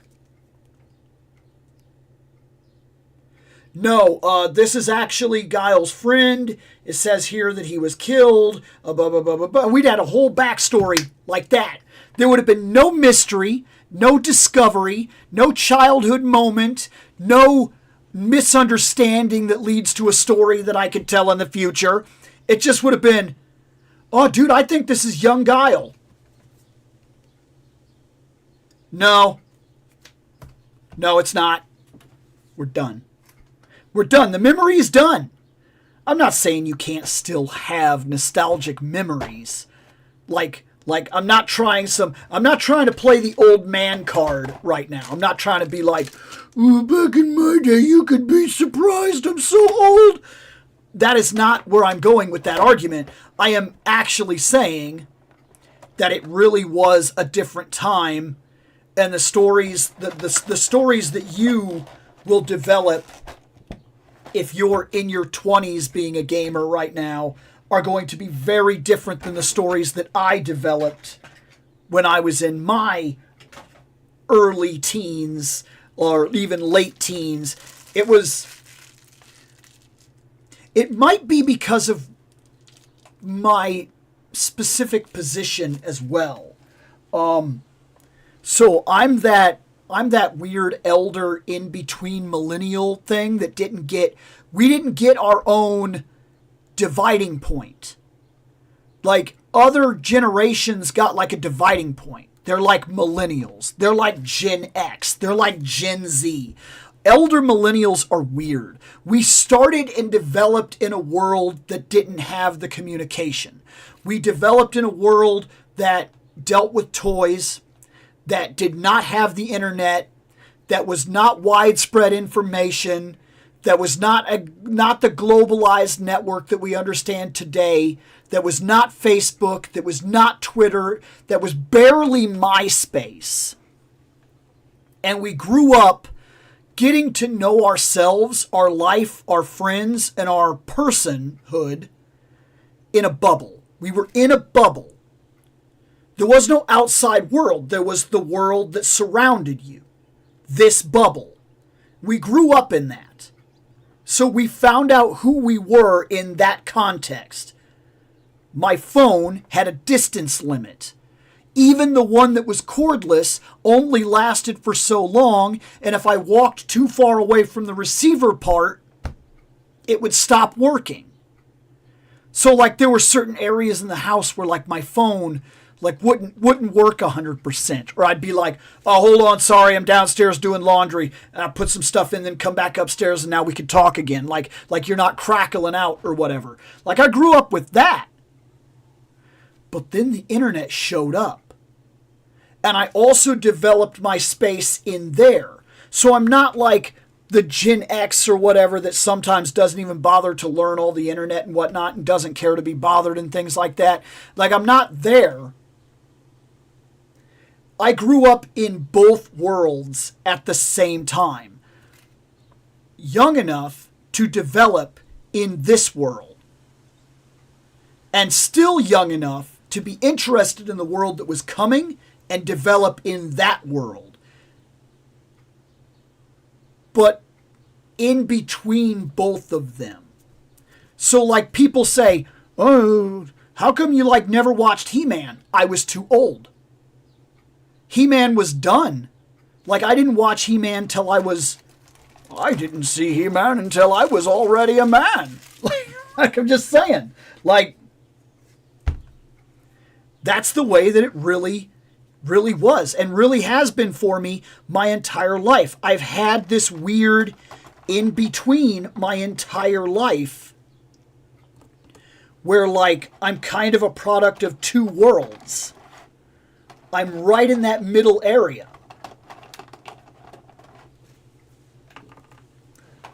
I've almost got this guy out of this package. I've kind of been trying to... This is sick. This is so sick. Oh my. Oh no. That's bad.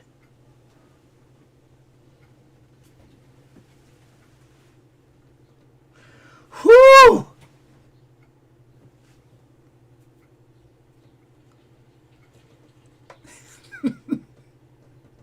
I didn't see that in there.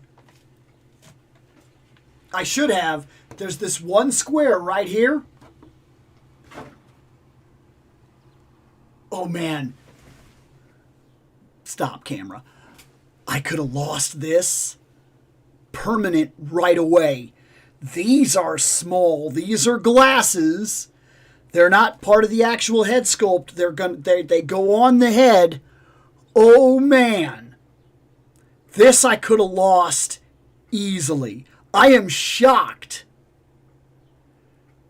I have carpet in this room. I hate the fact that I have carpet in this room. I actually want to gut the carpet and finish the flooring that's out. Because I have that wood panel flooring in my entire house except for this room and my kids' room. I can't stand it. But I have carpet. So like, and I have that gray carpet. So this, I am stupefied that I just found this. That I just found this on the floor. That was interesting. Interesting moment there. Almost lost it before I even got to look over the figure. I got to be careful. So we have this head right here. Kind of a serious face here. Not bad. We have an expression hand. We have two of these peace sign hands. I know what they're supposed to simulate, because he did that. He did this thing, but I don't know what to call this hand. Victory hands. You get what I'm saying? Weird kung fu pose. I don't know what this is. Okay, he has these hands. We have another expression hand. So we do have 2 expression hands, and then we have 2 of these grip hands, which I believe are for things like holding the glasses. And then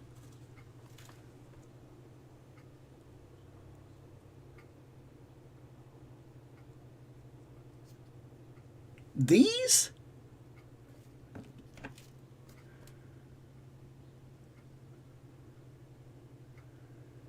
Are those necks? Do you have... No, that's too big, right? What are these, sir? Don't give me that look. Don't look at me like that. They're your weird things. I don't know what these are.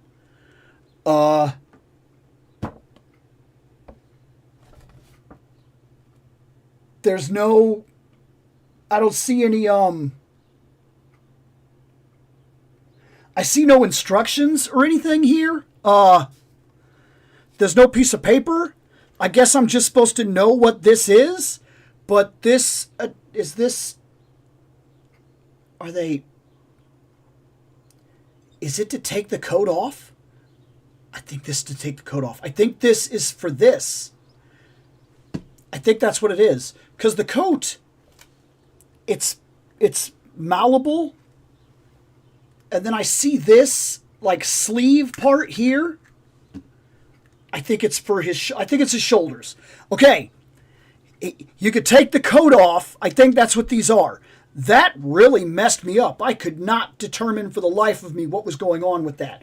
You have the actual dog tags, which is absolutely sick. I love that Storm Arena is good. Like, look, guys, this is only my second Storm Arena. I am very much right on par with the same way that I feel about Jada.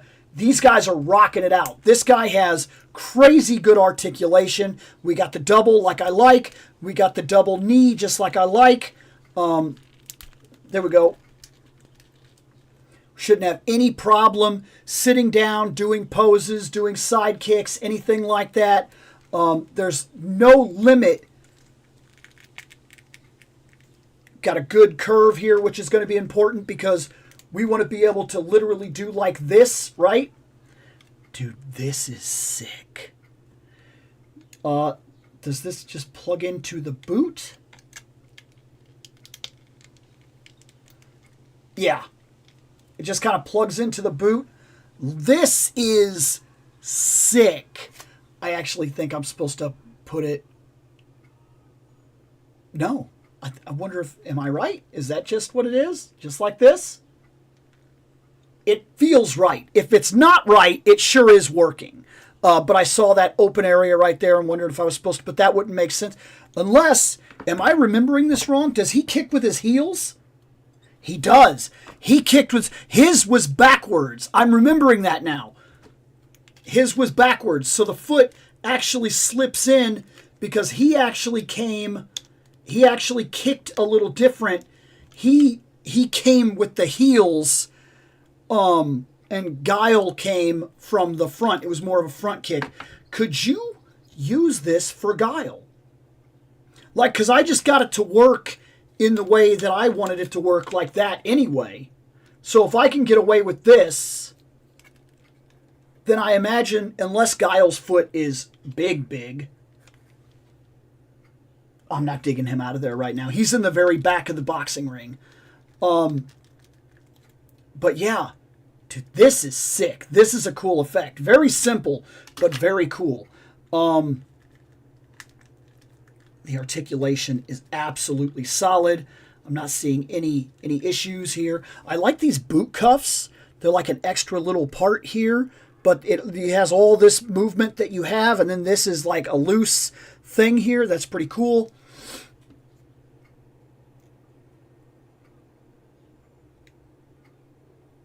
The glasses do go on.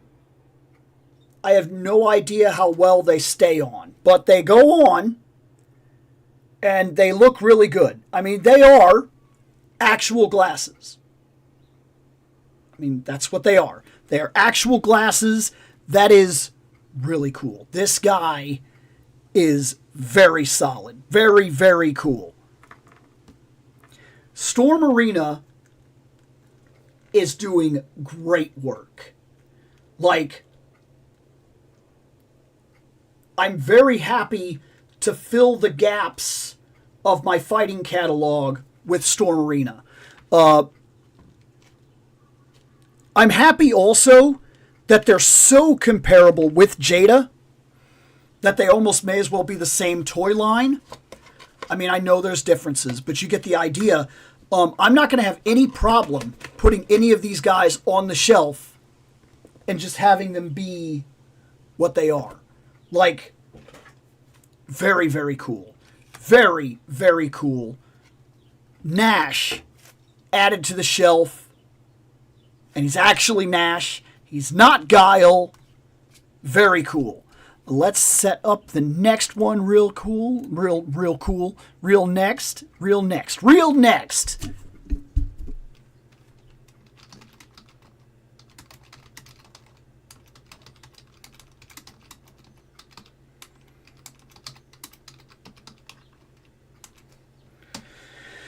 Okay, so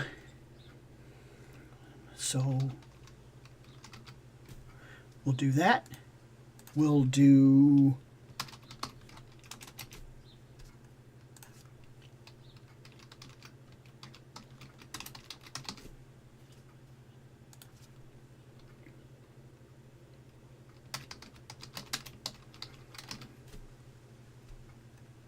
I think that's right. Okay.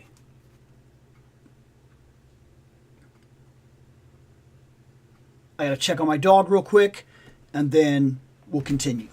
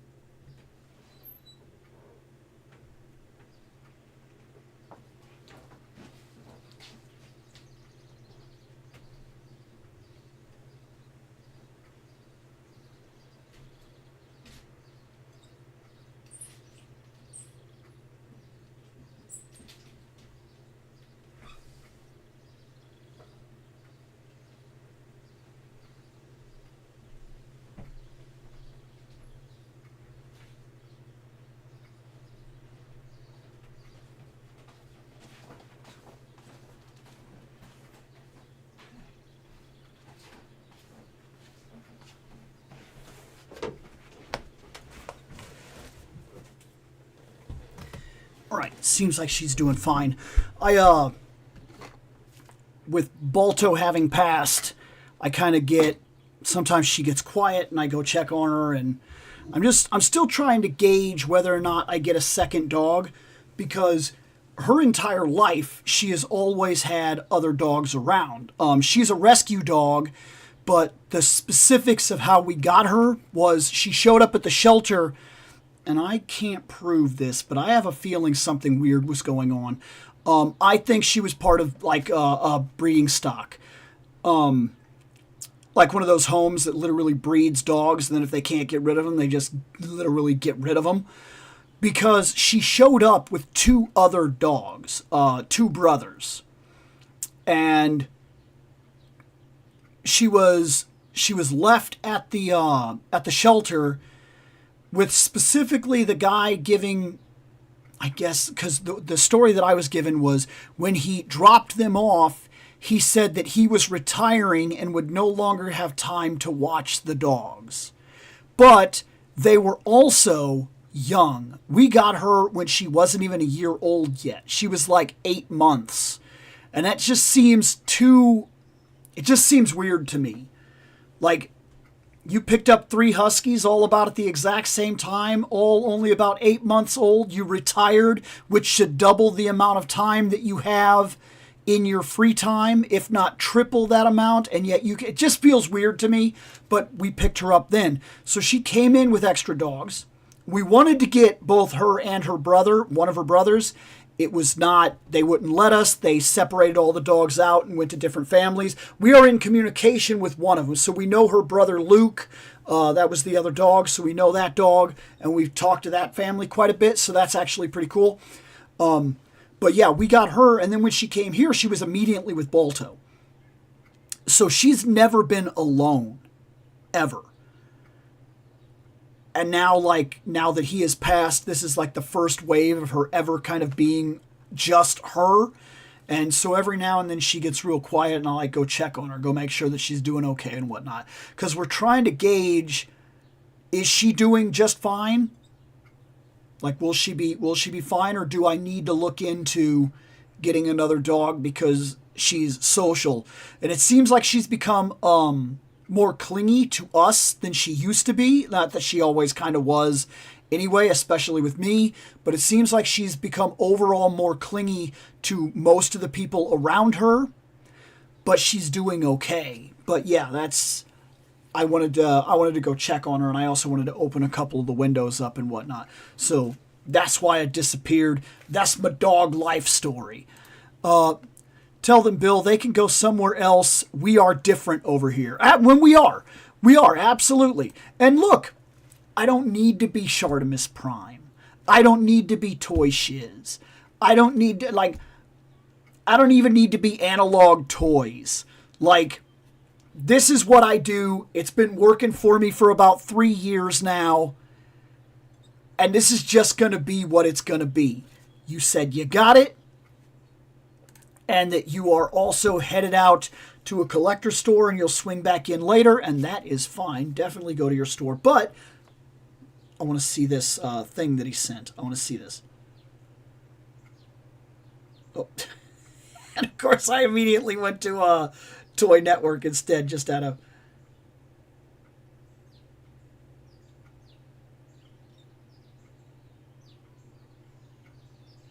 Okay, I guess it is cloth.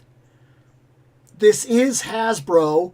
It's not like a collector's market adult. Was this considered an adult collector's market? That's what he's talking about.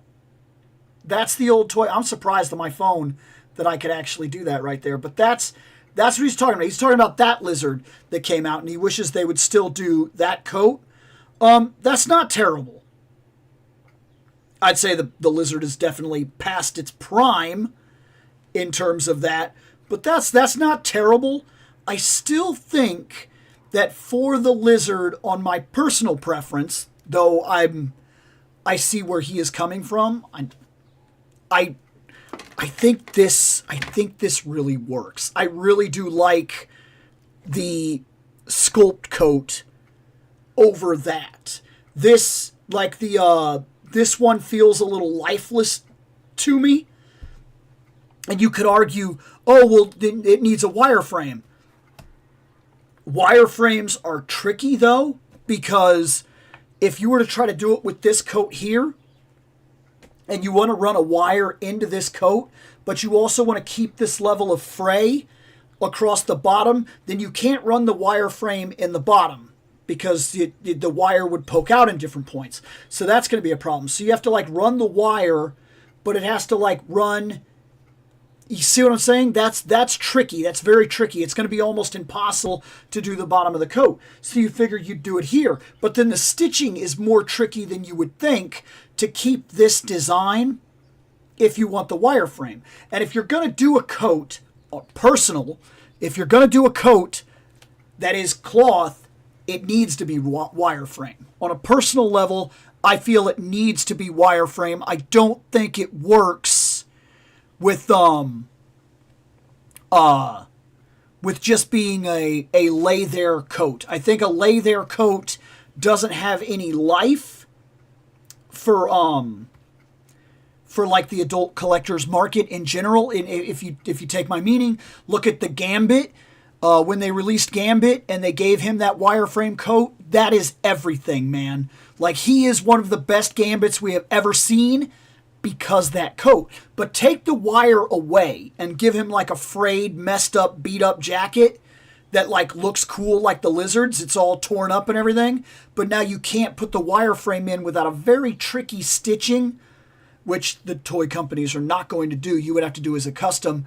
And watch the life of that Gambit dwindle fast, because half of that figure is that coat. Take the coat away, I don't think you're recovering from that loss. I really don't. It's gold label Doom. McFarlane dropped the Doom statue and Poison Ivy figure. Dropped like you can buy it right now? Like on a Sunday? Because if he did, he's a butthole for doing that, first off. Or do you mean he just dropped it like we can see it? I'm looking stuff up a lot today, aren't I? Well, let's...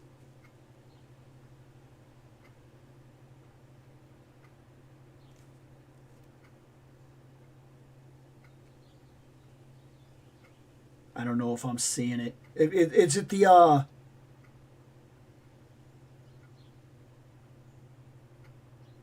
don't know. I'll probably have to look that up. Look that up later. It's not showing up on my feed right now. I'll find it when I find it. But that's cool. I don't know if it's the Uma Thurman one. I don't think that I care. I'm more interested in a comic book version, and I don't know exactly what comic book version that I want necessarily. Let's see. Hey, how are you today? I'm doing a decent bit better. I have a couple hits here and there where I feel it, but like for the most part, I'm doing well enough that it's not bugging me. So I decided I think that I can handle the live. We grew up with AIM, MSN, HI5, Yahoo Messenger, Napster, webcams that didn't act a fool. You saying something about my camera? You talking about my camera? You saying things about my camera? Back up, camera. You are way too close to me.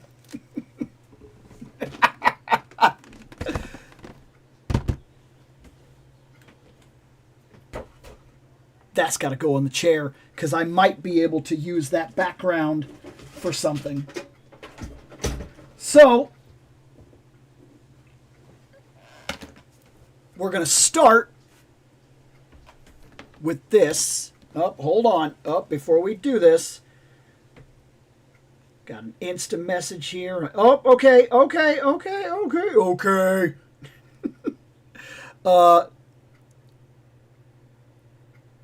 It is the Uma one.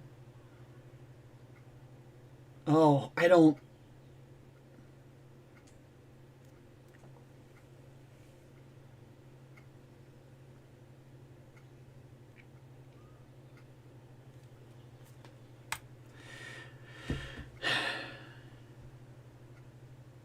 Now listen here, man. Why are you gonna send me her and she gonna look good? Why are you gonna do that? Why are you gonna do that to me? Why are you gonna send me Uma Thurman? Dude, I don't know if it's just the way they took that picture, but she actually looks good. Like, really good. Like, enough that it bothers me. Am I going to buy an Uma Thurman Poison Ivy? I didn't hate that movie, mind you. But I didn't buy anything else. I didn't buy the Batman or anything from that collection. Because, like, I don't like that movie that much. But she looks good. We'll see where FOMO takes me. It's not entirely impossible. I do like the movie. It is part of my childhood, to be fair. I still watch that movie. I know it's, like, popular to hate that movie now. And I'm not saying it's good, but you get the idea. Like, I still watch it. I don't know. We'll see. We'll see how I feel, and maybe it probably really comes down to how my money is doing more than anything else. So, storage.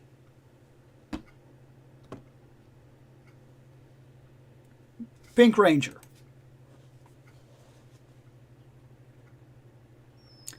This I bought for my kid. I specifically remember. I have one of these on my shelf. And then one day, I was at a GameStop, and this Pink Ranger was there. I'm trying to remember if I think this was Legacy Collection, if I'm remembering right. But she had started watching Power Rangers. And it was kind of like exciting. It was cool to be able to watch the show again with her. It was neat. So I bought this Ranger. There was a moment where I wanted her to like it. I wanted her to like toys. It was cool to think that she was watching a show that I used to watch, that we could talk about the show, that she could be excited to watch the show, that I could go back through it as an adult, and that she would like toys. And maybe we would even play some toys every now and then. It was like this was like the dream figure that wakes me up. That's what this is. This is the figure that wakes me up. See, your kids are their own people with their own likes, their own interests, their own desires. And they will not always match up with yours. It's the way that it is. I got her a Pink Ranger. She played with it for maybe all of like 4 minutes. Went in the toy box.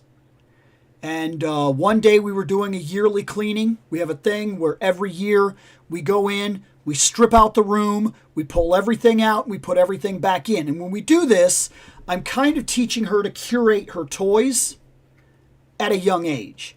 She keeps the things that actually matter to her, and we get rid of everything else. We've been doing it probably 6 years now. It makes sense. Christmas and everything is coming. She's about to get new toys. We go through. We see what she still likes, what she still wants, if she still cares, what she's developed an interest in, and we get rid of the other things. This is one that she was like, not but like the next year after getting it for her, here, you can have that. Okay. My kid likes Legos for the most part. Minecraft Legos. She likes to build them and put them up. She likes video games and electronics. She likes to go outside. Give her a sword or take her outside and let her run all over the woods and the creek and whatnot. Oh, she's all about that. She likes to build Gunpla-esque models. Pokemon currently, like the Bandai models. This was never her. I have all of this and all of these memories. It's not her. No interest. Any toy she's ever had she's held interest with for maybe a month. Then it goes in the box and she's done. She sometimes likes dumb little things and she loves stuffed animals for whatever reason. That seems to be her thing. That's fine. But this figure right here in storage, it's a memory and a realization that while there are 100,000 things that me and my kid do, we've played and beat Golden Axe together. We watch movies together. She likes certain shows. She doesn't like certain shows. She has no interest, realistically, in playing toys and never did. I never had that second moment where I got to like play toys with my kid necessarily. For a very little bit, she played with like the amiibos. Like they were like toys. She would walk around and like play Mario. And I played a little bit there. And we played Pokemon a little bit. But I talked about that in the Typhlosion video. The play pattern for Pokemon was trash. Because this was not a thing even when she was growing up. One could argue she's still growing up. I'm not, but you get the idea. Typhlosion, you will stand right there and you will like it. Thank you. So, like, this was that realization moment. It was like the big hit that for everything my daughter likes and for as much like me as she is like me, she is her own person. I have been on this channel for a long time.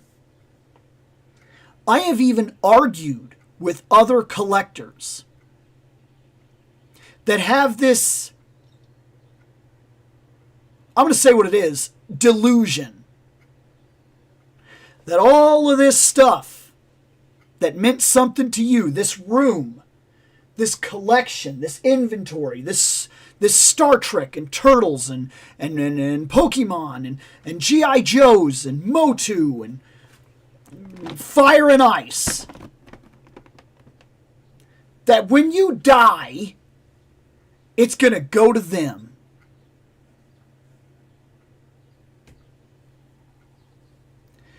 Most of your kids, by the time they become adults and have their own interests, don't want to inherit all of this. They don't know what to do with it. I'm not saying you won't have collector kids. I'm not saying that it doesn't happen from time to time. I very much have seen where, like, you know, a dad and his kid are collecting toys and it's very much a thing. But, like, for the most part, more than half of your stuff when you die that's left to your kid will be stuff. See? It just doesn't last. Most of this stuff is going to be sold, pawned, given away. And you know what? It's one of those realizations that it shouldn't have taken the Pink Ranger to really put that in my mind. This is important to me, which is also the reason why I curate the collection the way that I do. Everything in here has a story to me, a reason to be in here for me. And once it doesn't, or if it doesn't, it's gone. And I pretty much live by that collection rule. And the reason is that this is for me.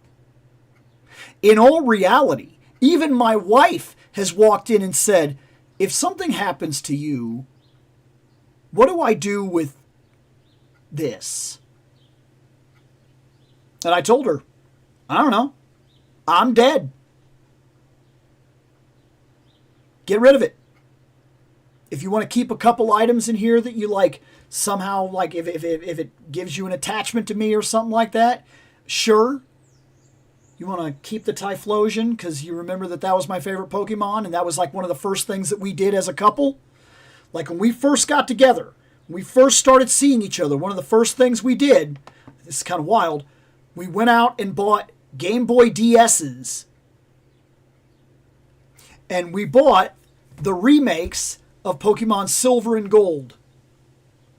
Her Pokemon was Totodile, mine Typhlosion. Well, Cyndaquil, you get the idea. And we played that game. We hung out, we talked, we shared the experience. I was the second time that I'd played it, but it was the first time that she'd ever played it. And I helped her through areas and whatnot, and whenever she had questions or whatever, I would give her my opinions on it, and I looked at her team and made I'd be like, I don't know about this guy, I don't know if he's going to last that long, or you're probably going to need a guy for this, but you do what you're going to do. I tried to stay out of it as much as I could to let her have the experience, and she played the whole experience, and very much. It was like our first thing. Maybe she would keep a Typhlosion. Maybe she would not get rid of my Cyndaquil if something happened to me. That would be like a tie to me. But I'm sure there are other things that are much more important that she would keep. But most of this stuff, it's gone. She's not going to keep the Jason mask that hangs on my wall. Why would she? It's gone. She's not going to keep the baby Yoda that's on the desk. Why would she? It's gone. Chances that she's going to keep a $300 Tila statue? Why? This is our stuff. Our interest. Our like. Our wants. Our museum. This idea that you will pass your collection to your kids. Oh, yeah, my kids are going to inherit all my toys and blah, blah, blah. It's not realistic. In some cases, in some rare cases, it is. But for the most part, it is not realistic.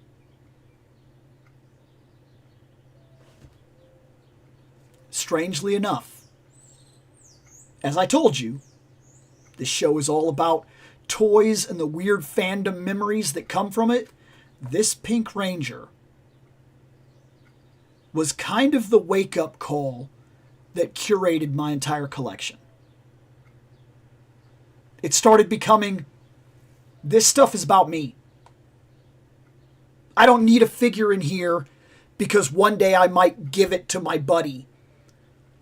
I don't need figures in here because Seth likes Spawn. That doesn't make sense. Oh yeah, I like him. I have one. That's all I'll ever need. I'm not going to buy certain video games because my buddy Nick is a big fan of that game. If I like the game, sure. But I don't intend this idea that I'm collecting with some sort of future passed down idea in place. And this will not always be shared amongst everybody that you're associated with. When Shane, one of my best friends in my entire life, comes over here, he looks around the room. We talk about some stuff, but he doesn't care about none of this stuff. If I died, none of this stuff would be passed to my buddy. It's going to go to garage sales and stuff. This is for me. It's the reality of it. And I've had multiple arguments on this channel where people tell me that all of this is for their kid or whatever. That's the reason they collect the way they do, is because when they go, it's all going to be for their kid or what. Please. Let's be honest about the hobbies and what they are. She woke me up to that. There are things I will not share with my kid. This is one of them. She doesn't want to inherit all this. She doesn't need all this. When I die, all this is probably being sold. Maybe it'll put a down payment on her house, depending on how much of it I have, I guess. It's the reality of it. I'm not saddened by it. I'm really not. But it is interesting, like I said, time and time again, these little toy memories, they dig into some pretty real stuff sometimes. They put me on track to make very specific decisions. She curated my collection in a weird way. Because it used to be sometimes my kid would get over her toys, and I would take those toys and I would add them into my collection. Well, I'm not going to get rid of it. One day she might find that she wants it. If she does, someday, when she's in her 20s or whatever, if she decides to kind of do what I'm doing, she'll curate her own collection. And me holding on to everything like some sort of hoarder won't necessarily do her any favors. Pink Ranger. Storage. Interesting little memory. Is she staying here?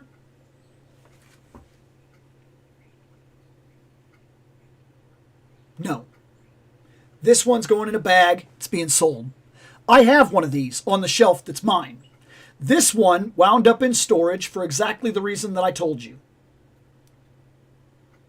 Does she serve a purpose? Yes. Do I lose that memory by getting rid of her? No. In fact, I have a duplicate of her right now that's on the shelf over there because I have a set of Power Rangers. I have this entire collection in terms of Mighty Morphin. And I have it over there, and I'm happy with it, and I don't need anything else. So this one, she's out of the collection, and that's fine. Storage memory.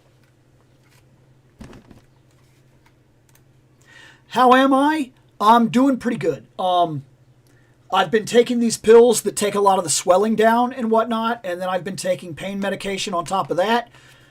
Every now and then I feel a little off, and I think it's because of like I've been basically pain med since this happened Wednesday, and it's like continuous. And sometimes the only way I can get any relief at all, I'm not saying this is a good idea, but I'm on basically the max of what I can deal, like in pain meds, like the absolute max of what I'm allowed to take before it's considered overdosing. They did not give me like the extra strength codeine, but I didn't get anything like that. They said, take these, it'll help with the swelling, that'll start to solve the problem. Maybe by Monday you should start feeling fine, and then we'll start worrying about the surgery and whatnot, you know, the canal and everything. And that's what we're doing. So they said over the counter pain meds. They said it'll be rough the first couple days, and it was. Wednesday night I did not sleep. Thursday night I probably got 2 hours at best. Friday night I started to sleep and then woke up and then felt absolutely dreadful, and then like walked around my house for like 2-3 hours, and then maybe fell back asleep on my chair for maybe another hour or two. And I was very tired and dazed come Saturday. Like, pain was mostly what was keeping me running and keeping me awake. And I was kind of caffeinating the best I could because there was a situation that we had to deal with on Saturday. And regardless of the pain that I was in or the situation that was going down, I wasn't missing it. So that's where we are. And now, hey baby, how you doing, baby?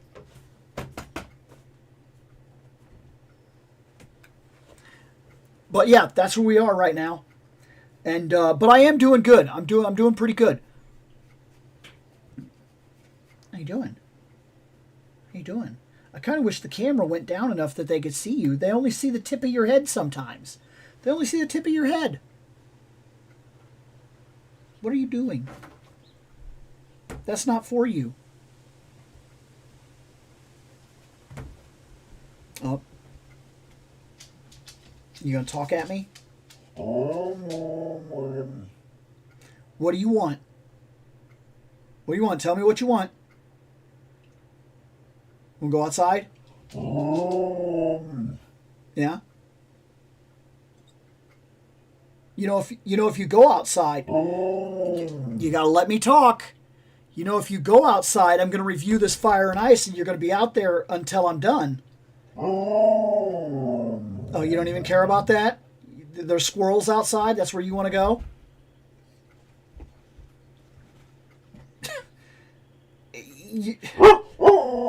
Was the pretty stretch necessary? Okay, I'll take you out. I'll be right back. Go, baby.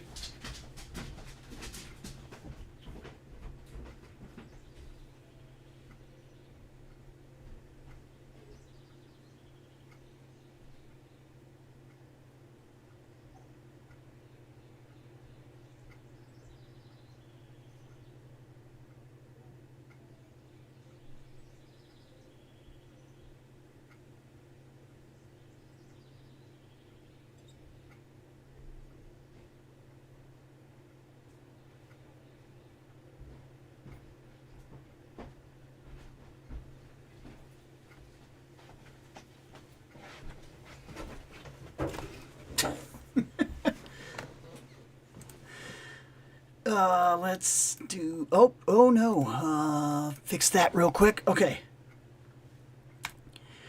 Entertainment Earth has Motu Cobra Khan New Eternia figure back in stock. I saw him. He looks really cool, actually. Wonder if he'll come to... Is he on pre-order right now, or just like back in stock, you can buy him right now? Imagine how difficult it would be for a comic book collectors. I 100%. I still can't basically get rid of the ones that I have. Because when I left my,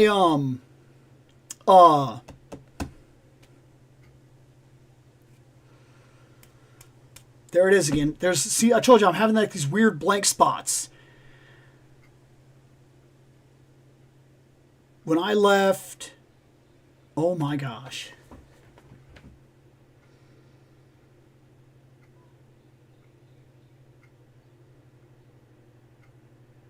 Oh, when I left single issue comic books. See, I'm having this, like I told you, I'm having these weird, like, blank out moments. It has to be from being, like, highly pain medicated for, like, so friggin' long.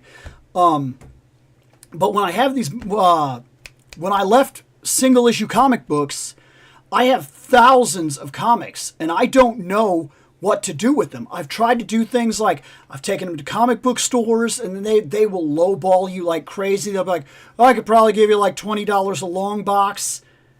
I mean, I guess I would get something out of them, and I'm not going to do anything with them, so maybe I should take that deal. But like, it feels like that's a real kick in the teeth when I literally have the Ultimate Spider-Man run from start to Ultimatum. Like, I have all of it. Every single book, the entire run, and they're like, I can give you like $20 for the long box. Like, that feels like a real kick in the teeth for me to have put that together, to spend that time, to guarantee it, to have it in the condition I have it in, and then to basically be told it's worth nothing. And I mean, I guess it is. I guess it is. When you get right down to it, it's worth something to somebody who wants to pay for it. But about my only choice right now is to piece it out at like $1 an issue or something like that at a convention. But then also that breaks it up, and people that are looking for the one thing they want, they get it. But can I sell it as an entire run? And who would want it? I have no idea. And then if I do figure out how to do that, how do I ship it and guarantee its condition when I ship it? Because that seems like a big ship. Like, I'm having trouble getting rid of my single issues. I can't imagine what it would be like to drop a comic collector's comic collection in somebody's lap. And you know what happens? I'll bet you it happens all the time. What's going to happen is they're going to take this, they're going to go to the first comic book store and go, hey, my dad died. He was really into comics. He has a lot of comic books, but I just don't know what to do with them. This. And then some comic book dealer is going to look through them, and you're going to have to cross your fingers that he's either a good dude or he's somebody that is about to make a lot of profit, and he's going to go, well, most of these are like 90s books. He would be right in making that statement, by the way, because 90s books were so overproduced, they're basically worth nothing. But chances are he's going to thumb through, make some little comment, probably offer $1,000 for the entire collection. We're talking thousands and thousands of books. That person will take the $1,000 or $2,000. Then that guy will curate that collection, pack it up, and make about $15,000 to $17,000 over the course of its lifetime because he literally just inherited a bookstore.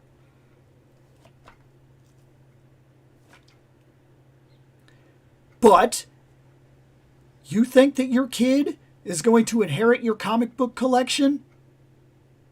Your thousands and thousands and thousands of comic books? And that he's going to do anything with it realistically? That just seems, it seems delusional to me. It just doesn't seem realistic. For the chat, my dad died Monday night, Tuesday. Yep. Let's see. You can buy it right now. Sorry. Most comic shop places lowball. Rick from Pawn Stars would give.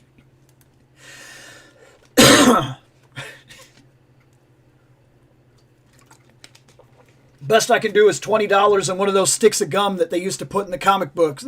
Sticks of gum they used to put in the trading cards.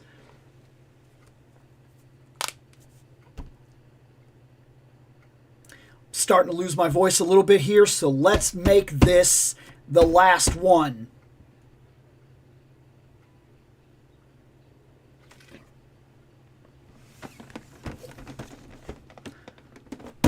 I'm not flipping this. Fire and Ice. Elite Edition Necron. This is amazing. The box alone, that's the figure. That's the figure. It's not even artwork, man. That's the figure. That's so good. There he is back there. We got something written here. I didn't bother to read it. It just says, step into a fantastical world unlike anything witnessed before, where fierce warriors, strange monsters, villainous rulers engage in a struggle for the fate of a civilization. In this adventurous collaboration between Ralph Bakshi and Frank Frazetta, it is a time of contrasting forces, good and evil, pleasure and pain, where fire and ice clash. Yes. I mean, that's fine. It didn't blow my mind or nothing like that. But I do understand, like, it has more hit for me, like when these words are something like on the back of the Conan box where it literally has the Numidian Chronicle thing. That is so cool. That's a bigger hit to me than, like, you know, that, where it's just an explanation, hey, they made a movie. There he is. This is unbelievable. We did a video a while back where we talked about Necron. We talked about he was dangerously close to price out. $130 is no joke. That's a real price tag for a figure. So how do we justify that? And can we? Well, here's the thing. You are the one that will have to justify the things that you buy and the reason that you chose to do so. That's the truth of the matter when we get right down to it. That's as simple as it can be. But somebody in there had mentioned that they would never pay that. Okay. The video, of course, when this becomes a chapter, it'll be in the annotations. If you're interested right now, that video is currently, it's one of the last videos we did, actually. It's called, like, Necron Worth It or something like that. But look, why would I justify this? Well, I have not dove into the entire line of Frazetta icons. You'll notice that. I've bought almost everything, but I did not buy John Carter. Why? Well, when John Carter came out, I had a decision to make. Was I going to play the completionist angle because I have everything and I want to have all Frazetta icons? Or did this not speak to me? Well, I bought the Nordsman. That's just a guy on a painting, but I bought him and I justified him. But that painting is beautiful.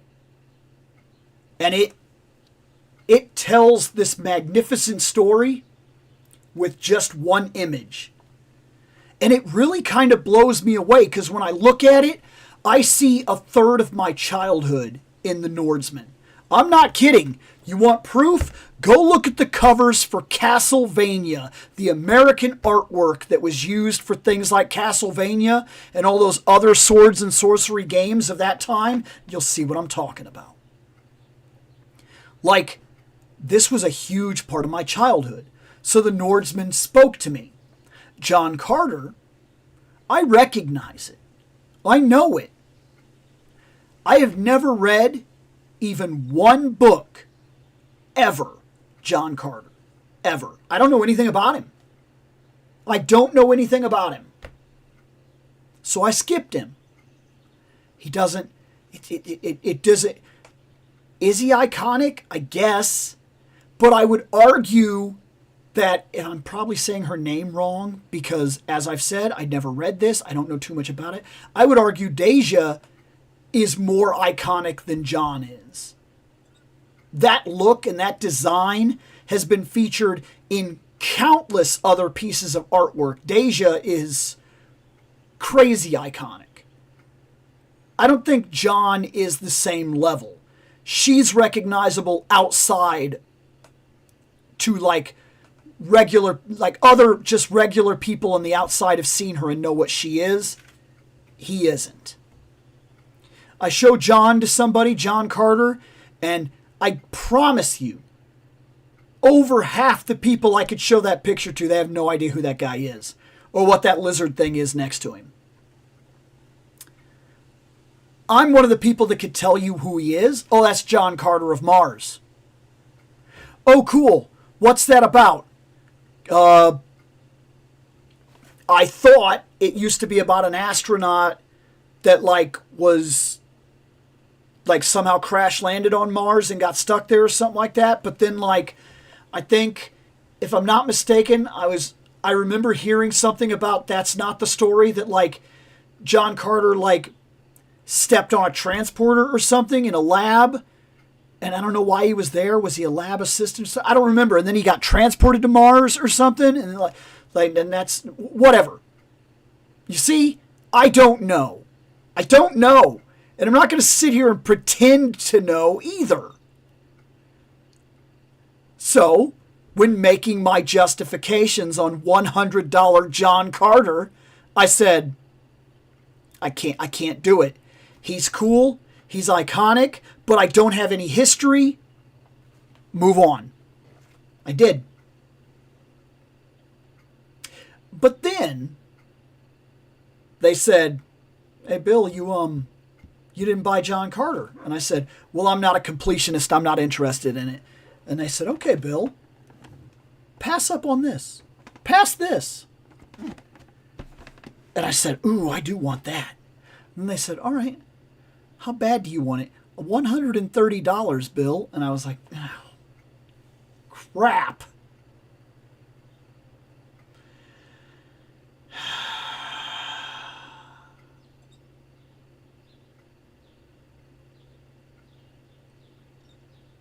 Give it to me. Why? When I grew up, I watched Fire and Ice, and it had a real impact on me. The adventure, the art, the wondrous landscape, the fire, the ice, the magic, the supernatural element, the swords and sorcery, the death, the fear of that world, around every corner, even in the most serene area in the entire movie. There's death waiting in the water. That's savage. That's visceral. That's wild. That's a peek behind the curtain. We don't have the control we think we do. At any moment of any day, for any reason, it could all be over. That's one of the things about sword and sorcery that's very interesting, is it kind of makes that reality and shoves it in your face because their worlds are often savage. I refer to it as savage fantasy. A plane could come out of the sky and fall on my house today. I live close enough to an airport that that's a realistic possibility. A sinkhole could open. I live in a mining area where I had to get mining insurance because my house could fall into the ground. Both those situations could kill me, regardless of the day I'm having. Sword and sorcery, like fire and ice, really puts that into perspective as well. When they're in one of the most serene areas of the entire film, they're in the ruins. And they're even sharing moments. They're laughing, they're talking together, they just ate. They've encountered each other for the first time. They're discussing where they need to go and what they need to do and what their current ideas are. And he falls into the water. Still water that hasn't moved yet. And then the octopus grabs him? The giant, angry, tentacle, Lovecraftian octopus monster?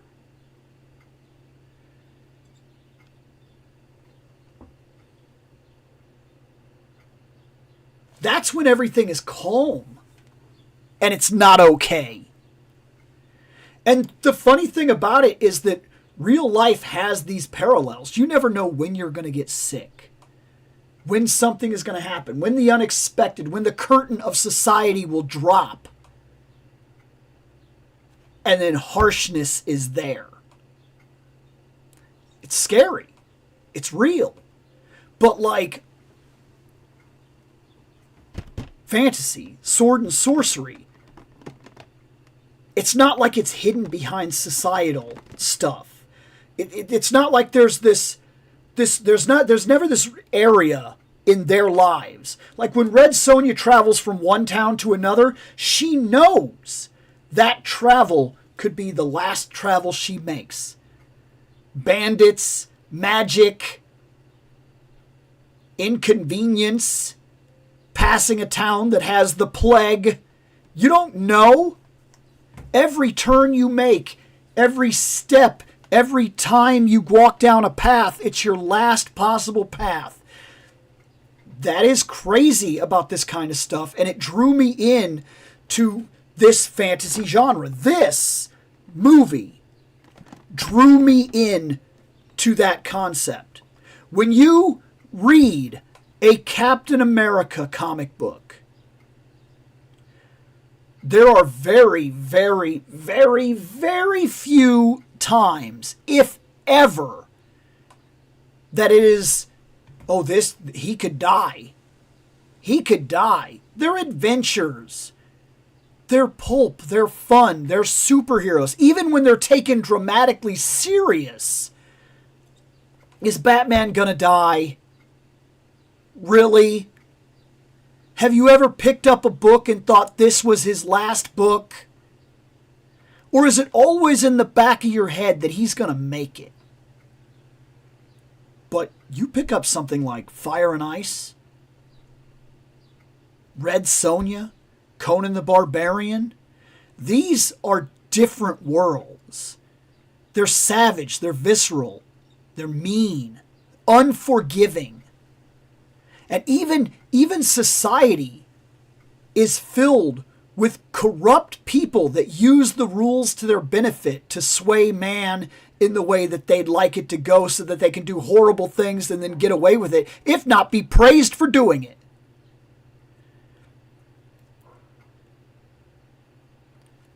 This opened me to that. It's a different feeling when you read those books. There's always that possibility when Captain America fights 17 guys with machine guns, he's gonna win.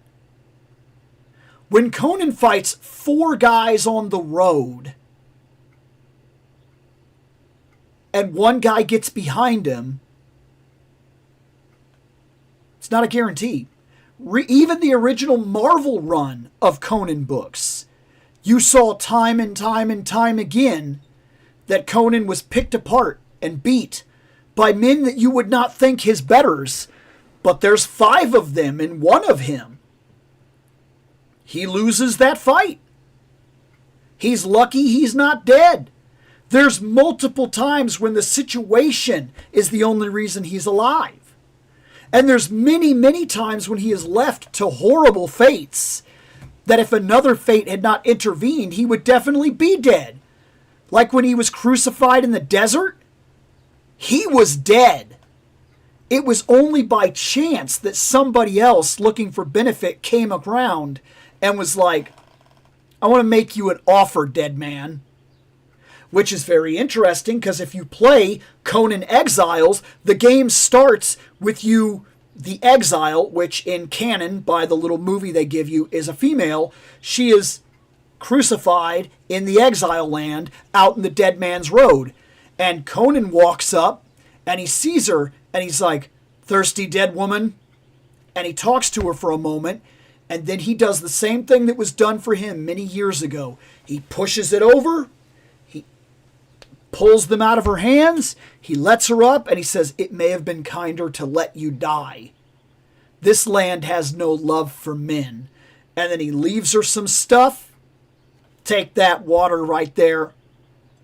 And then he walks off into the distance. He's got other things to do. He's not here to necessarily be your friend or anything like that. But where I come from, we kill our enemies in battle on our feet. We don't hang them out in the desert to die like dogs. It is a different world if you have never read, watched, played, or been interested in things like sword and sorcery, savage adventure. It's a very different idea than like comic book superheroes. It's not the same ballpark. Coming full circle, because there's so much I want to... Every time I have a chance to talk about sword and sorcery, I just get excited. This right here started that for me. It changed my perspective from Superman to this. This is what I like more than any comic book superhero. It just feels better to me. The adventure feels more real. So when you offer me Necron at $130, of course I want it. $130 is a lot of money. But there's one more consideration. Even with all of that I could easily justify, it means something to me, take my money. There's one more thing here. Say you're like me and you're a big fan of the animation of things like Fire and Ice. Fire and Ice was released quite a while ago. In the 80s. 80s. I was released in the 80s. That's a weird way to phrase it, isn't it? But I was. Here I am, 42. In 42 years, I have never, ever seen significant Fire and Ice figures. Ever. I've never done it. Then all of a sudden, Frazetta Icons comes along. They give us Dark Wolf. Okay. They give us Tigra. Hold on, what is happening right here? They give us the Norseman. All right. So we're just diving into all Frazetta art. Like if he's done the art, we're doing it.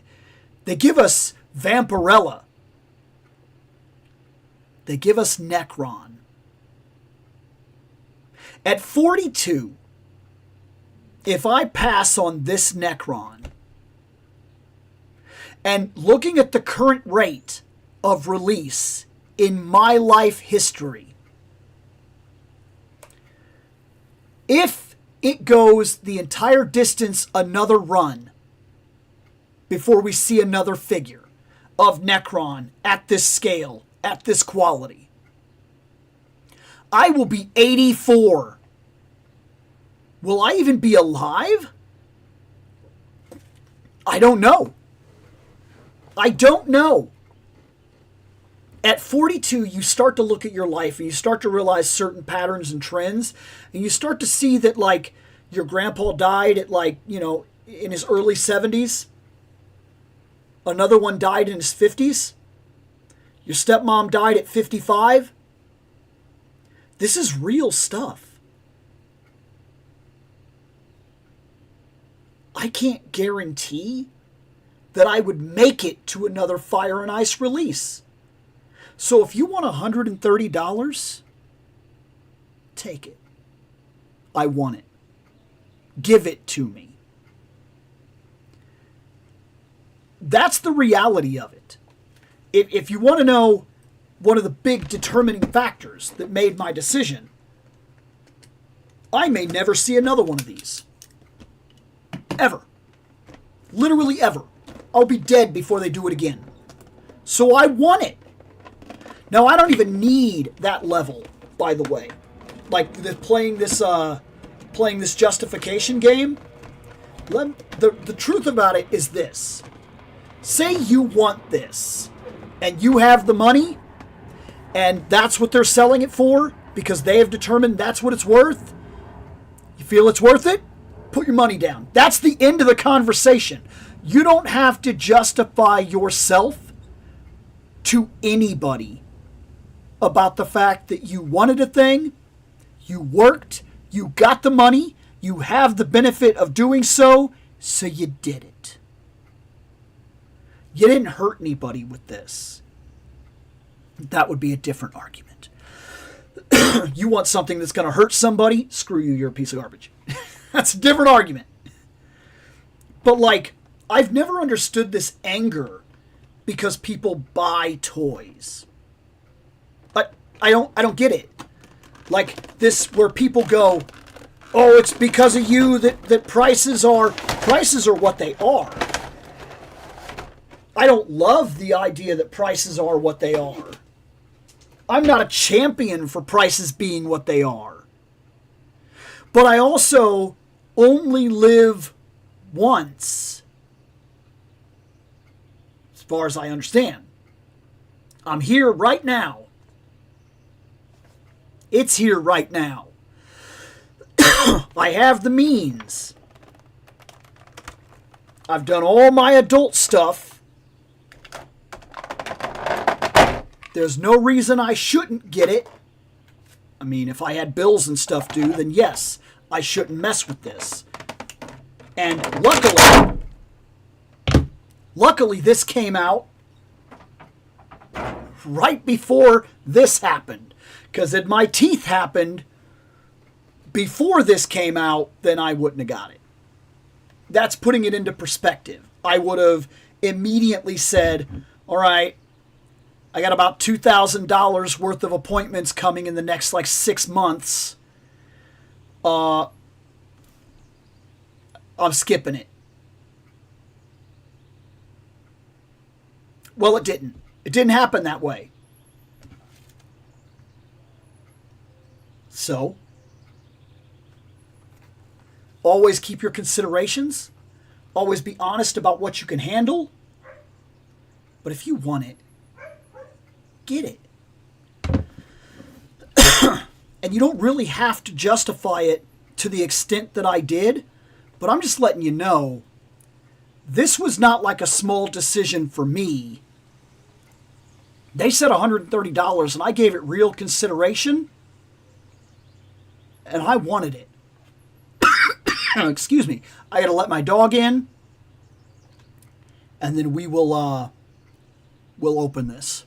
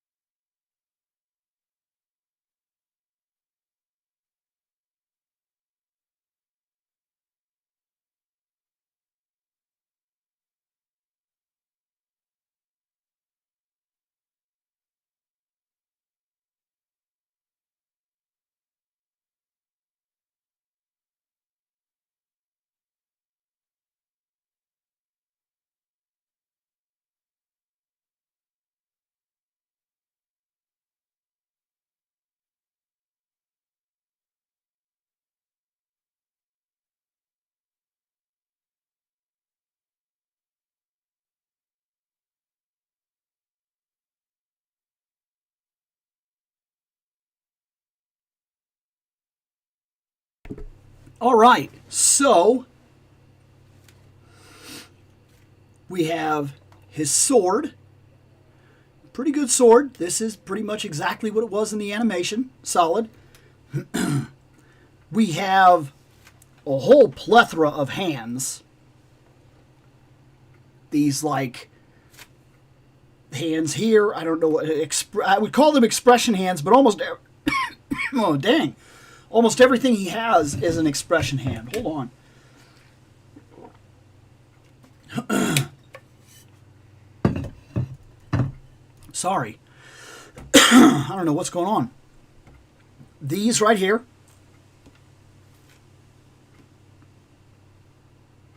These right here.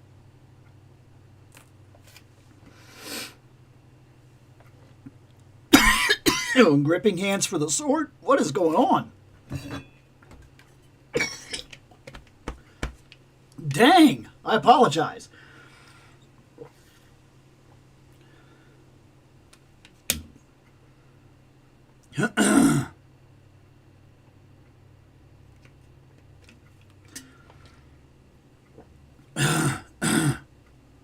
Okay. All right. I think whatever that was, it's cleared. There was like something like right here. Like it would not... Man. That's going to be a little piece of editing right there. Can't say I'm not live. We have the wild hair. We have 3 different heads. Which, by the way, let me say... the bald heads, I didn't expect the bald heads to be so cool. Like, I'm serious. There's almost like a vampire quality or something here going on with the bald heads. You'd have to be careful how you shot him so you didn't get the top of the head. But this guy could just be bald and he would be a completely different character and he would actually be cool. Like, that, of course, is him right here. Here's Necron. We remember Necron, right? Bluish-skinned, naked guy in bathrobe. That's pretty much what he was, right? I mean, look, let's just be fair about what he is. That's what he is. Am I seeing anything bad? No. Oh, his whole coat is wireframed. I don't know what you would do with it. It's not exactly a hugely expressive, like, coat, but this is wireframe. So, like, if you do have his coat open and like the belt's not on and you have the sword, you could have him swinging and have this all over the place or whatever. He has skinny legs, so I would tell you be careful with the knees. We'll call it PTSD. My Tigra, her knee broke, and I was not doing anything serious when she broke. I took one hand like this, because I had the camera and I was trying to film, and I did this, and it snapped. That was it. That was all it was. But like, oh, come on, don't. There we go. Definitely be careful. You don't want your Necron legs to break. He's got his stuff here, so you can't see his stuff. We got to kick all the way. His leg isn't going to go straight up. There is a block right here, so he'll kind of sit in his throne with attitude, but that's actually okay because he does actually sit in his throne. Well, you know, so like, that's fine. Though one could argue at the price point that you're paying, you would want this guy to be able to take the poses he should be able to take. His boots are fine.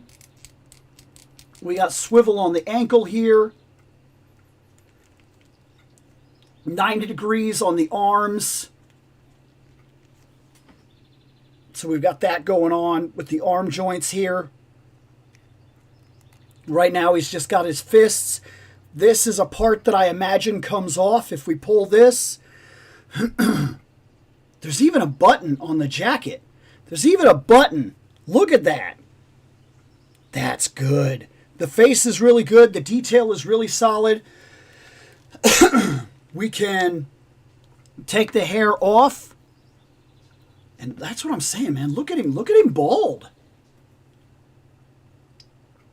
If you gotta adjust him a little bit so you don't see that the top of the head has that hole, but like he actually works as just a bald character. I didn't know that. I never would have known that.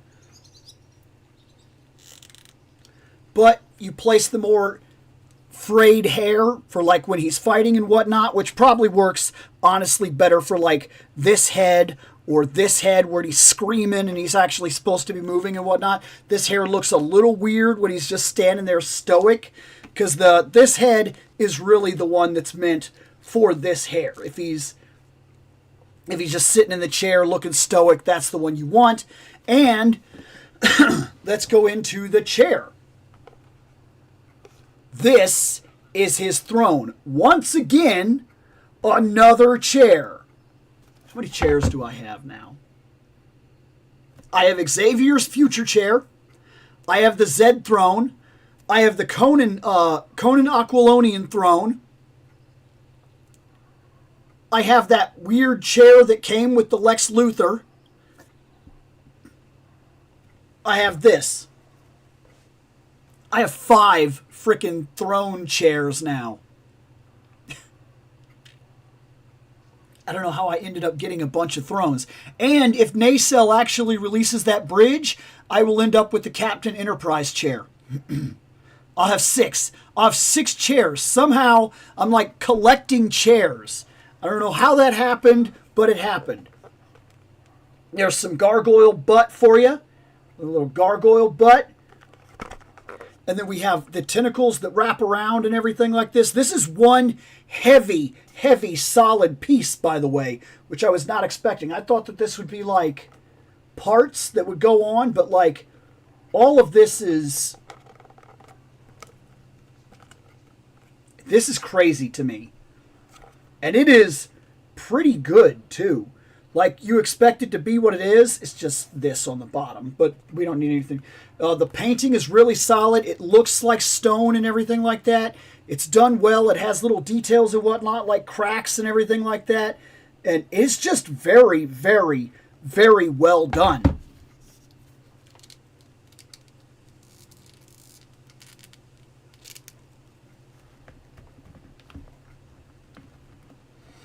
Now, remember, in Fire and Ice, he was often like depicted basically sitting in his throne, basically bored. And that's what I was talking about when I said you won't have to worry about the fact that his legs, he sits weird. That's him right there. I would argue you want to change the hands to get this effect, but this is him. Necron, Fire and Ice, sitting in the throne. Basically perfect. He can easily get up. He can easily fight with his sword. You could tuck the sword, if you want to play right, you could tuck the sword right here at his leg. See it? That works. Like, the throne is really cool. Like, this guy is really cool. Like, he's exactly what you want him to be. I'm not saying he's going to blow your mind. I'm not saying he's going to make you feel like $130 was the best $130 you ever spent. But like, when are we ever going to get another? When are we ever going to get one that's better? If they did another one of these and they took it down and they managed the line and they brought it to like $40 a piece, and like maybe if Jada did it, maybe. Even that's questionable. Will Epic Hacks do him? And would it work? I don't know. I haven't got their Conan yet. I'll say that I got their Red Sonja, and the more time I've spent with it, the more I've liked it. But there's an argument to be made that she looks better from Loose Collector. She doesn't move better from Loose Collector, but she might look better. Some people don't like how pale she is with Epic Hack. I kind of do. I think I like Red Sonja to be pale, though there is something to when they constantly talk about the bronzed warriors and whatnot. That seems to be a very much thing. They talk about it with Conan and a lot of other characters in this kind of stuff, where they say, oh, they're bronze muscles. They harp on that a lot. So But I kind of like Sonya when she is like a pale redhead, a ginger. And I even like when they actually put the freckles on her. I actually prefer that. I like that look in Sonya. I just feel like it looks natural to me. I really, really like it. Even though this is a fantasy, and you could make the argument that there's no reason that anything should have to necessarily be 100% real, because it doesn't. But then I'm also sitting here, I'm also the person that, like, when I get a warrior woman, a barbarian, I like her to be strong. You know what I mean? Like, I like her to look like she could be a warrior. She doesn't have to be She-Hulk, but I need to believe that she can handle the world that she lives in. Like, when I play Conan Exiles, my character, I take the physique bar up a bit because I want her to look like she's built, like she could actually handle a bow in combat. Like, that's the way I am. So, like, when I see things like this, that works for me. Loose Collector, when they built that Sonya, she looks more like a model, but that's what they were going for, was this comic book look. You could argue how you want your characters to look one way or another, but this guy, he's solid. I'm going to change the hands, but basically, this is what he's going to be doing for the most part, until I actually do some pictures and whatnot with him. I just need him, I need his hands to kind of be out on the throne or whatever, more of an open hand, maybe something to this extent or something for him, so that it kind of looks right. But that's what I'm probably going with for his sitting position, is just what I have right now. This throne is really cool. I wonder how many other cool barbarians I could get on this throne that would, like, look cool. Like, would Lord Zed look cool looking on this throne? I'm pretty positive this is not going to look cool. It's going to look, like, odd, and his sword is already in the way. So we're going to... Yeah. It doesn't look right for the king to be on this throne. This is not... It really doesn't fit him. But I am curious. I'm curious.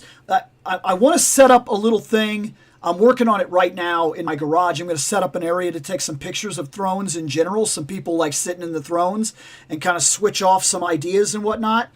But yeah, very cool. Look, you can say what you want. You can reference that video. It'll be in the annotations when this becomes a chapter. I'm sorry. Maybe it wasn't worth it to him. Maybe it's not worth it to you. Maybe $130 really feels like something. But I think I more than explained why, to me, $130 was not a tall ask. John Carter, you weren't going to get me to spend $100. This is different. This is almost the definition of my collecting habit that I've told you. Everything in here has a story. Some minor stories, some big stories. This small thing, Fire and Ice, set a foundation for my life. I'm not kidding. It influenced me in big ways. Ways that affected me moving forward, that I like certain kinds of art. I like certain kinds of books. I like certain kinds of stories. When I play D&D, I am very uninterested in elves and high fantasy. This is my D&D worlds. This is what interests me. The savagery. The political sphere barely hanging on. Civilization trying to make way. And always at the edge of falling apart. I read Conan. I read Sonya. There are other characters that I'm very interested in getting into. I just haven't had a chance. But there are definitely characters that interest me. Some are cliche.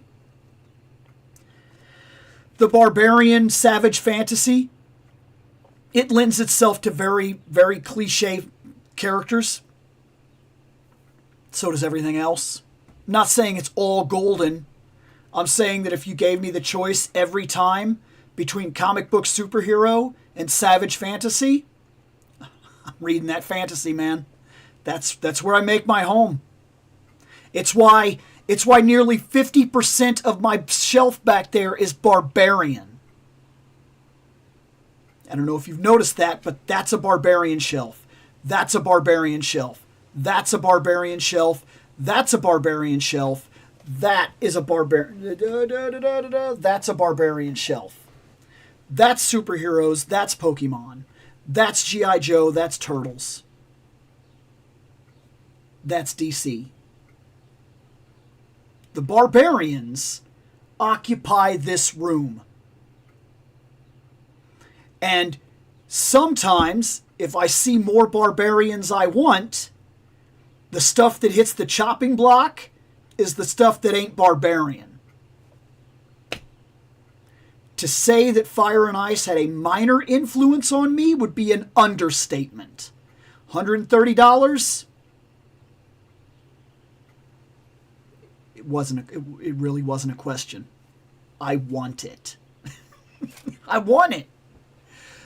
Necron added to the shelf. You have a complete set of original Star Wars figures from the 70s, 80s, brand new, still sealed. Well, Star Wars is a tough sell. Best I could do is $20. Think you're hacking to death because of the pollen. Actually, that would make sense, because if you remember, I got up for a minute when I went to check on Lexi, and I opened up the windows in the house. I hadn't even considered that, but now, like, I'm starting to get stuffy as well. I think you're right. I think I opened up all the windows, and the pollen count is high. I may have to go take one of those nose spray things or whatever, kind of run through the rest of the day. I'm lucky the coughing isn't hurting me right now. I'm like but because, like, I was worried there for a second when I started coughing that this was going to be, but it seems like a couple days on the pain medication and that thing that's supposed to take the swelling down, that seems to have really helped. I'm not perfect. There's still a mild ache here, but nothing compared to what it was. Hey, what's going on? Well, the dog takes precedent. Let's see. Looking forward to Monday's Marvel Legends Pulse stream. Me too. Don't know what will get announced, but I'm hoping SDCC exclusives will be more easy to obtain this time. Oh, my God. Dude, I still think that's a debacle. I shouldn't care about that as much as I do, but I do. That needs fixed.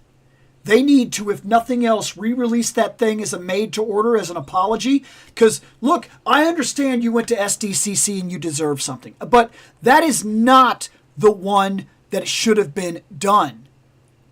You do a color variant. You do a special Spider-Man. You do a first shot where, like, hey, this is the new Spider-Woman costume, or this is the Spider-Man costume that just debuted in the comics last week. You guys get first shot at it. That's an exclusive. That's an SDCC. You do color variants. You do things that make sense. Things that are like special. You do like an Invisible Woman with a fade effect. You know, do the movie Invisible Woman, but do it where she actually has a fade effect where part of her body goes to that translucent plastic and the rest of her is colored. Calm down, Spider-Man.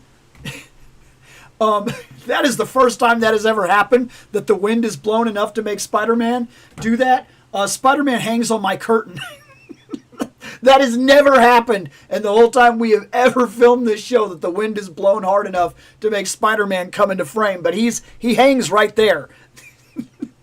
That has never happened. The whole time we've ever done the show, I've never seen that before. That was wild. But yeah, Spider-Man hangs right there. But yeah, that is not the way you do that. That you knew Shauna was going to be a big sell. That people have been wanting Shauna for a long time, a good new Shauna. You know that the Savage Land stuff is rare, does not feature very often, and when it does, it goes fast. Look, they sold that line. They got Zabu out there. I did not buy that line because I don't like Build-A-Figures. I don't like being conned into buying things I don't want to get what I do want. But it sells. You know that people have been asking for Savage Land Rogue for years. It has been. It even won multiple times, if I'm not mistaken, the collector's choice thing. And you released it as an SDCC exclusive with extremely limited release. Such limited release that even the people that went out of their way to buy a Pulse membership that day to guarantee the purchase still couldn't get it. You handled that poorly. Normally, I would say it's in somewhat bad taste to take the exclusivity and give it out to everybody. But there are times like this, and it's not just because I want it, I think this was handled poorly. I think as an apology for how it was handled, these should have been put on a made-to-order list, and you should have just released them.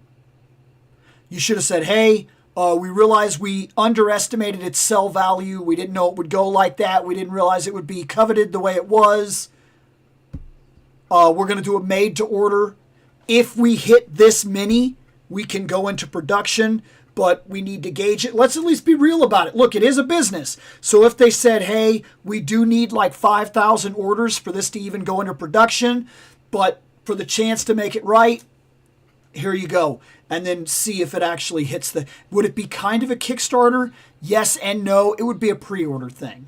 You do the pre-orders, made to order. If it hits the 5,000, they go into production. That's fine. I can accept that. If it doesn't, they never charge anybody. The numbers never evened out that way. They don't run it. The interest is not high enough. Maybe at a different time. Look, at least that's honest. This was handled poorly. It never should have been handled this way. You are right to still be salty about it. This is one of the worst handled releases I have ever seen for one of these exclusives. The Savage Land pack is unacceptable.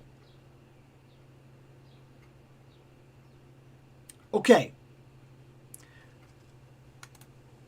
The Amazon exclusive Lizard sold out incredibly fast. I got mine a few weeks ago, but feel bad for anyone who didn't get one. I actually didn't know that. He was the first thing we talked about. He's right there. I didn't know that he sold. I mean, I guess, like, I got on there pretty quick. Like, within, like, the first, had to be within the first 3 minutes. Because I went to lunch, like, right when he released. So I was like, oh, yes. So I didn't have any problems. Mine was secured. I guess I can't say mine was secured because I know sometimes you hit the pre-order and then you get that dreaded, we regret to inform you that because of stock issues or whatever, it does happen, but it did not happen with me. So I'm not going to cry about the fact that I got one. But yes, I do actually believe that the future of adult collecting in terms of things like Legends is complicated. I really do believe that. Legends is not the same thing as this. This, if it was put out made to order and they knew they were getting 30,000 units, they released 35,000 units to guarantee some quality control issues and a little bit of sell on the side, that's fine. That could easily be handled, and it would make a lot of sense. My ribs are acting funny on me for something like this. However, it's a little more complicated for something like Marvel Legends. Marvel Legends, here he is, and you want him, and they release him, and you buy him, and if this guy was made to order like Dragon Man, no kid's ever getting. Now, I still would tell you that Marvel Legends, I know some people are going to highly disagree.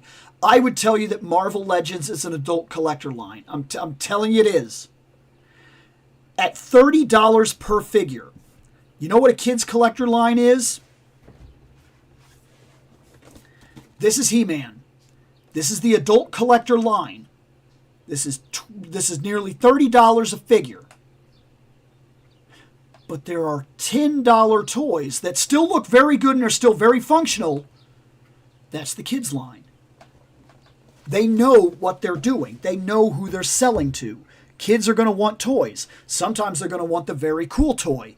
They can get that one. It's not that it's not available for them, but they are primarily making He-Man in that scale with that level of articulation for adults.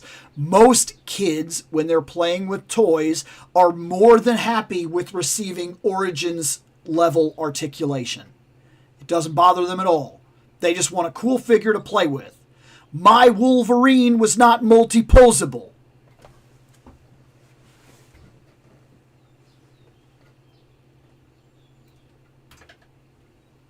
When I grew up, that was my Wolverine.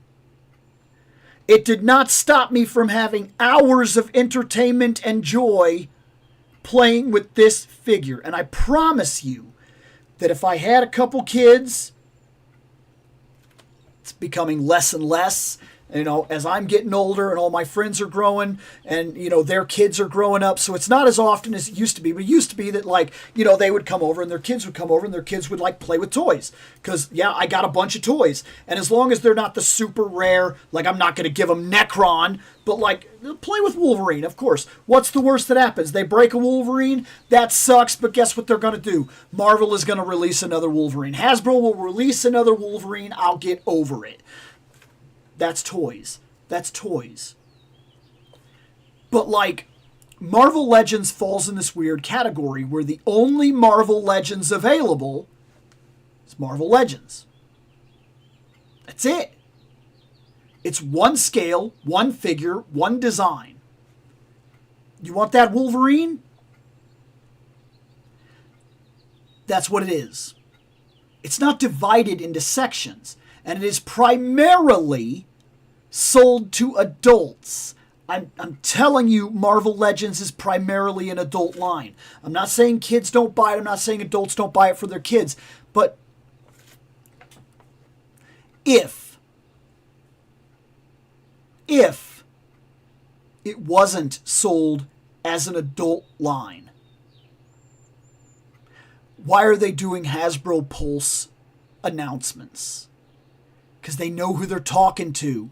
They're talking to adults who are watching the stream, who are already planning out their next paychecks to guarantee the Lizard Man that they want, or the Shauna that they need to buy, or the Squirrel Girl.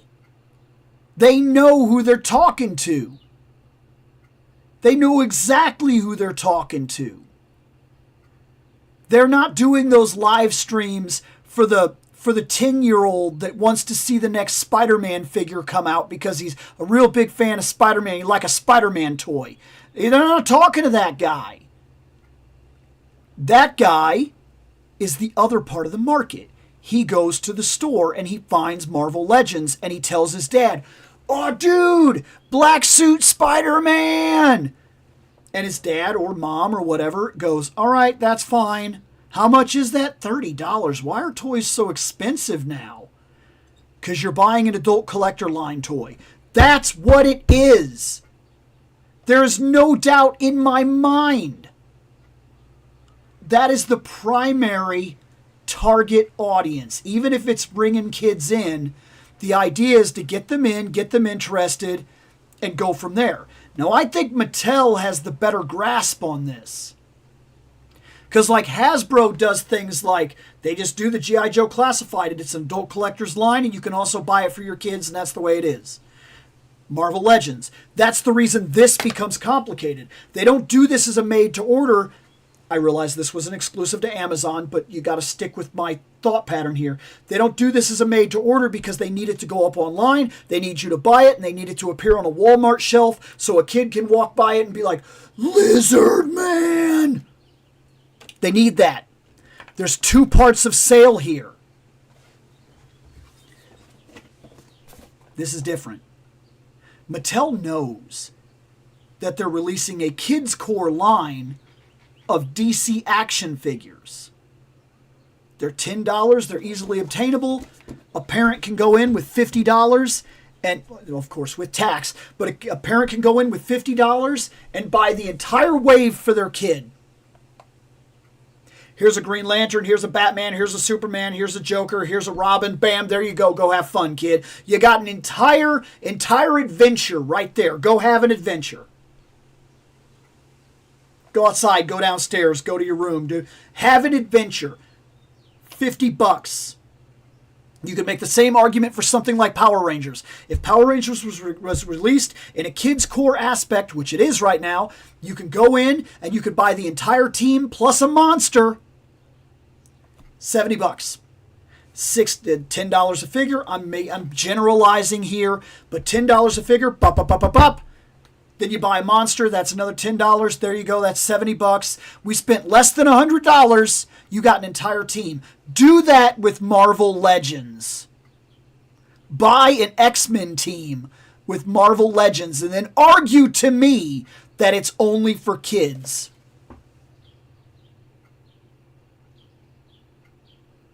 Want to buy Jim Lee?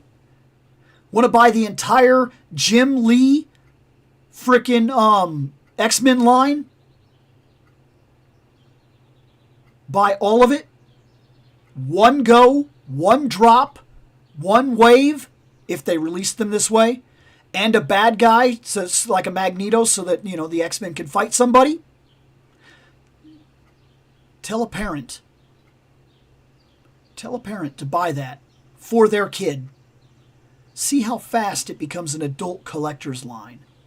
Marvel Legends is weird because it's selling on shelves because it is still an idea they need kids to buy Marvel Legends.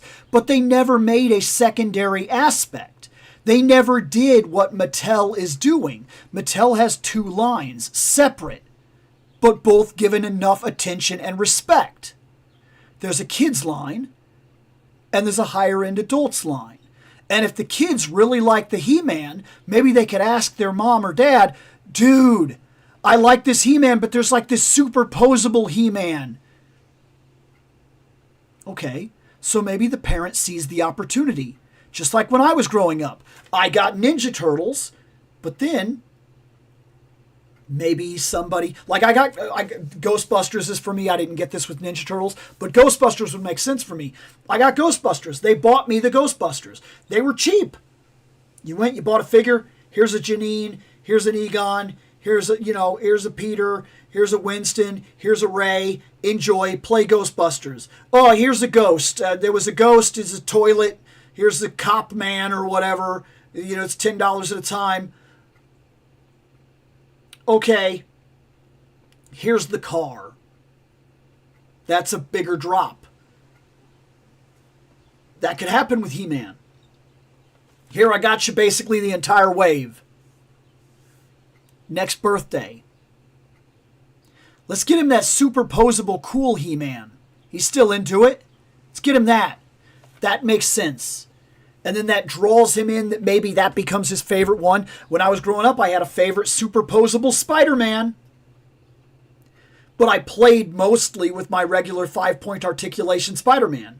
I guess he was more than that, to be fair, because he had knees and, you get the idea. He was, 7-point articulation? You get my argument. The Lizard Man thing is complicated for Marvel Legends. Because should this just be a made-to-order thing? In the Lizard Man case, yes. that would have made sense. It was Amazon. It was exclusive. That was the only way you were getting it, was online. Most anybody that was on Amazon buying Lizardman was buying it because they were an adult. That's technically the same thing that we're doing with the Sentinel. That's technically the same thing we're doing with Mephisto. Should have been made to order. This dude should have been a made to order reproduction of exactly what he is. He is the Build-A-Figure. You want it. There you go. Nobody misses out. Any adult that's able to lose the $40 right now can pay, get in on the mark. It's theirs. We're done with the conversation.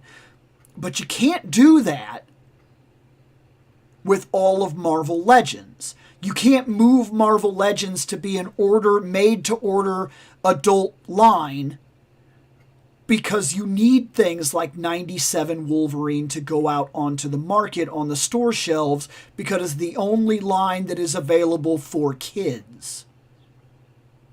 There are other Marvel things that I'm seeing now with like the release of the Fantastic Four movie. I've seen smaller grade toys that are now in an affordable bracket, and I hope that practice continues.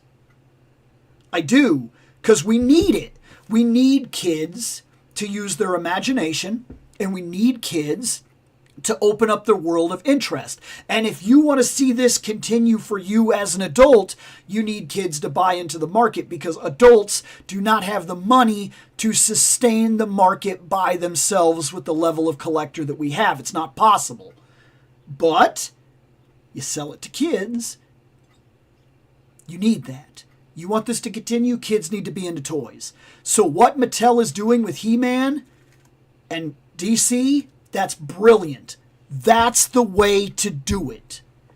Give me them Ninja Turtles at an adult scale. Give me them Ninja Turtles at a kid scale. Mattel, do it. That is perfect. That makes a lot of sense to me. That's the way to do it.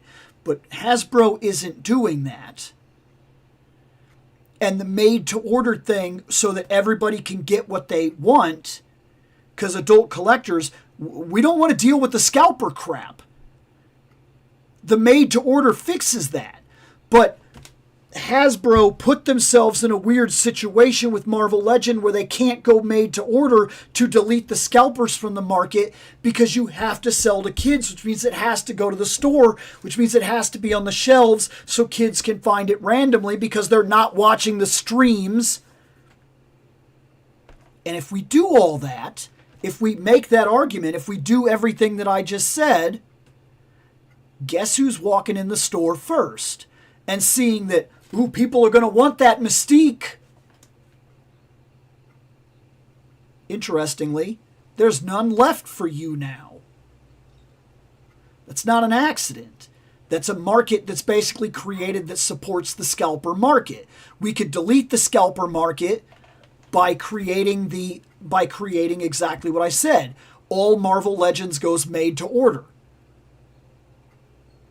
And it releases in waves. We could do that. But we can't, because of the weirdness of how Marvel Legends is structured.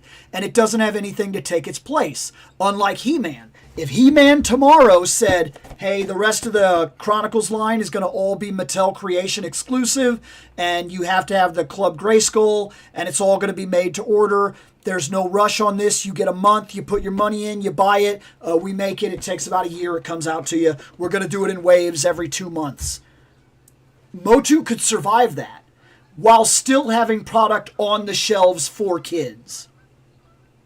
Marvel Legends can't. Their business structure was not designed that way. And they never created alternate options. And now that Marvel Legends has literally become an adult collector's line over time, they still can't deny the other part of that wave. Even though they're selling to adults, kids are buying it. Because there's no other alternative. You want a Spider-Man? Marvel Legends. I know that there are some alternatives, but in the common releases, not really. That's a toy rant, I guess. It's not meant to be taken super seriously, but it's, we do need to really think about stuff like this, like toy topics in general. Your comment got me thinking. Long-winded reply. Well, it did happen to me, but I got fortunate enough to place another pre-order for one before they sold out again. Well, Bill, did you pre-order the bearded Let Me Tell You Something Punisher? I did. Dude, so I got that first one, right? Remember me saying his face looks like he's kind of like sad, like I'm kind of sad about the Punisher. And I was like, I don't know if I 100% agree with this, but maybe we'll get others in the future that bearded Punisher. I don't know what it is about that beard, but like, I like that. I like that a lot. That is really cool. I like that a lot. I was immediate with that. Somebody sent me a thing on Instagram, and they were like, "Hey, Bill, Punisher is out, and he's looking kind of cool." And I looked at him and was like, "Oh, that's okay. Take my money." There we go. Yeah, I put in for him. Because of the pollen and everything like that, I'm losing my voice and starting to have troubles here. I'm noticing I'm getting really like raspy. So I'm going to call it. We reviewed 3 figures today. We talked about some topics. I am just about done with December in terms of the chapters. I might work on a couple of them today. I don't know. It very much depends. I want to mow.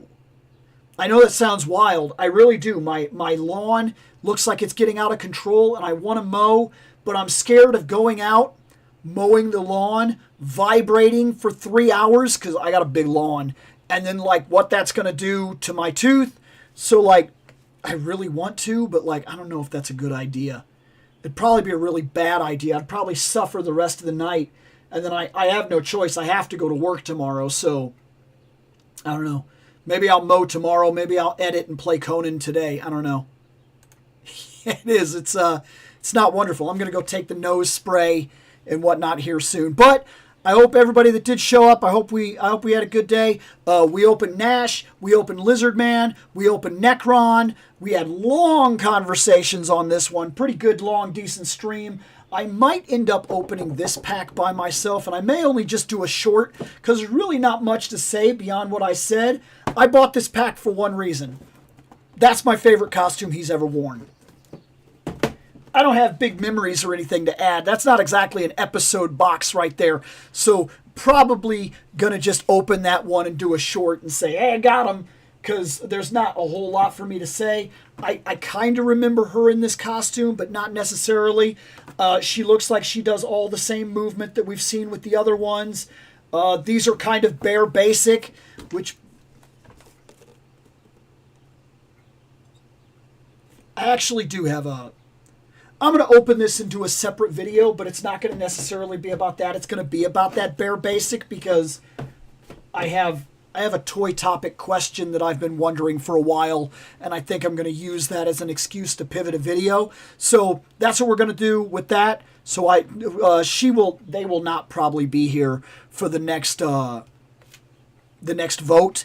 But I appreciate everybody hanging out.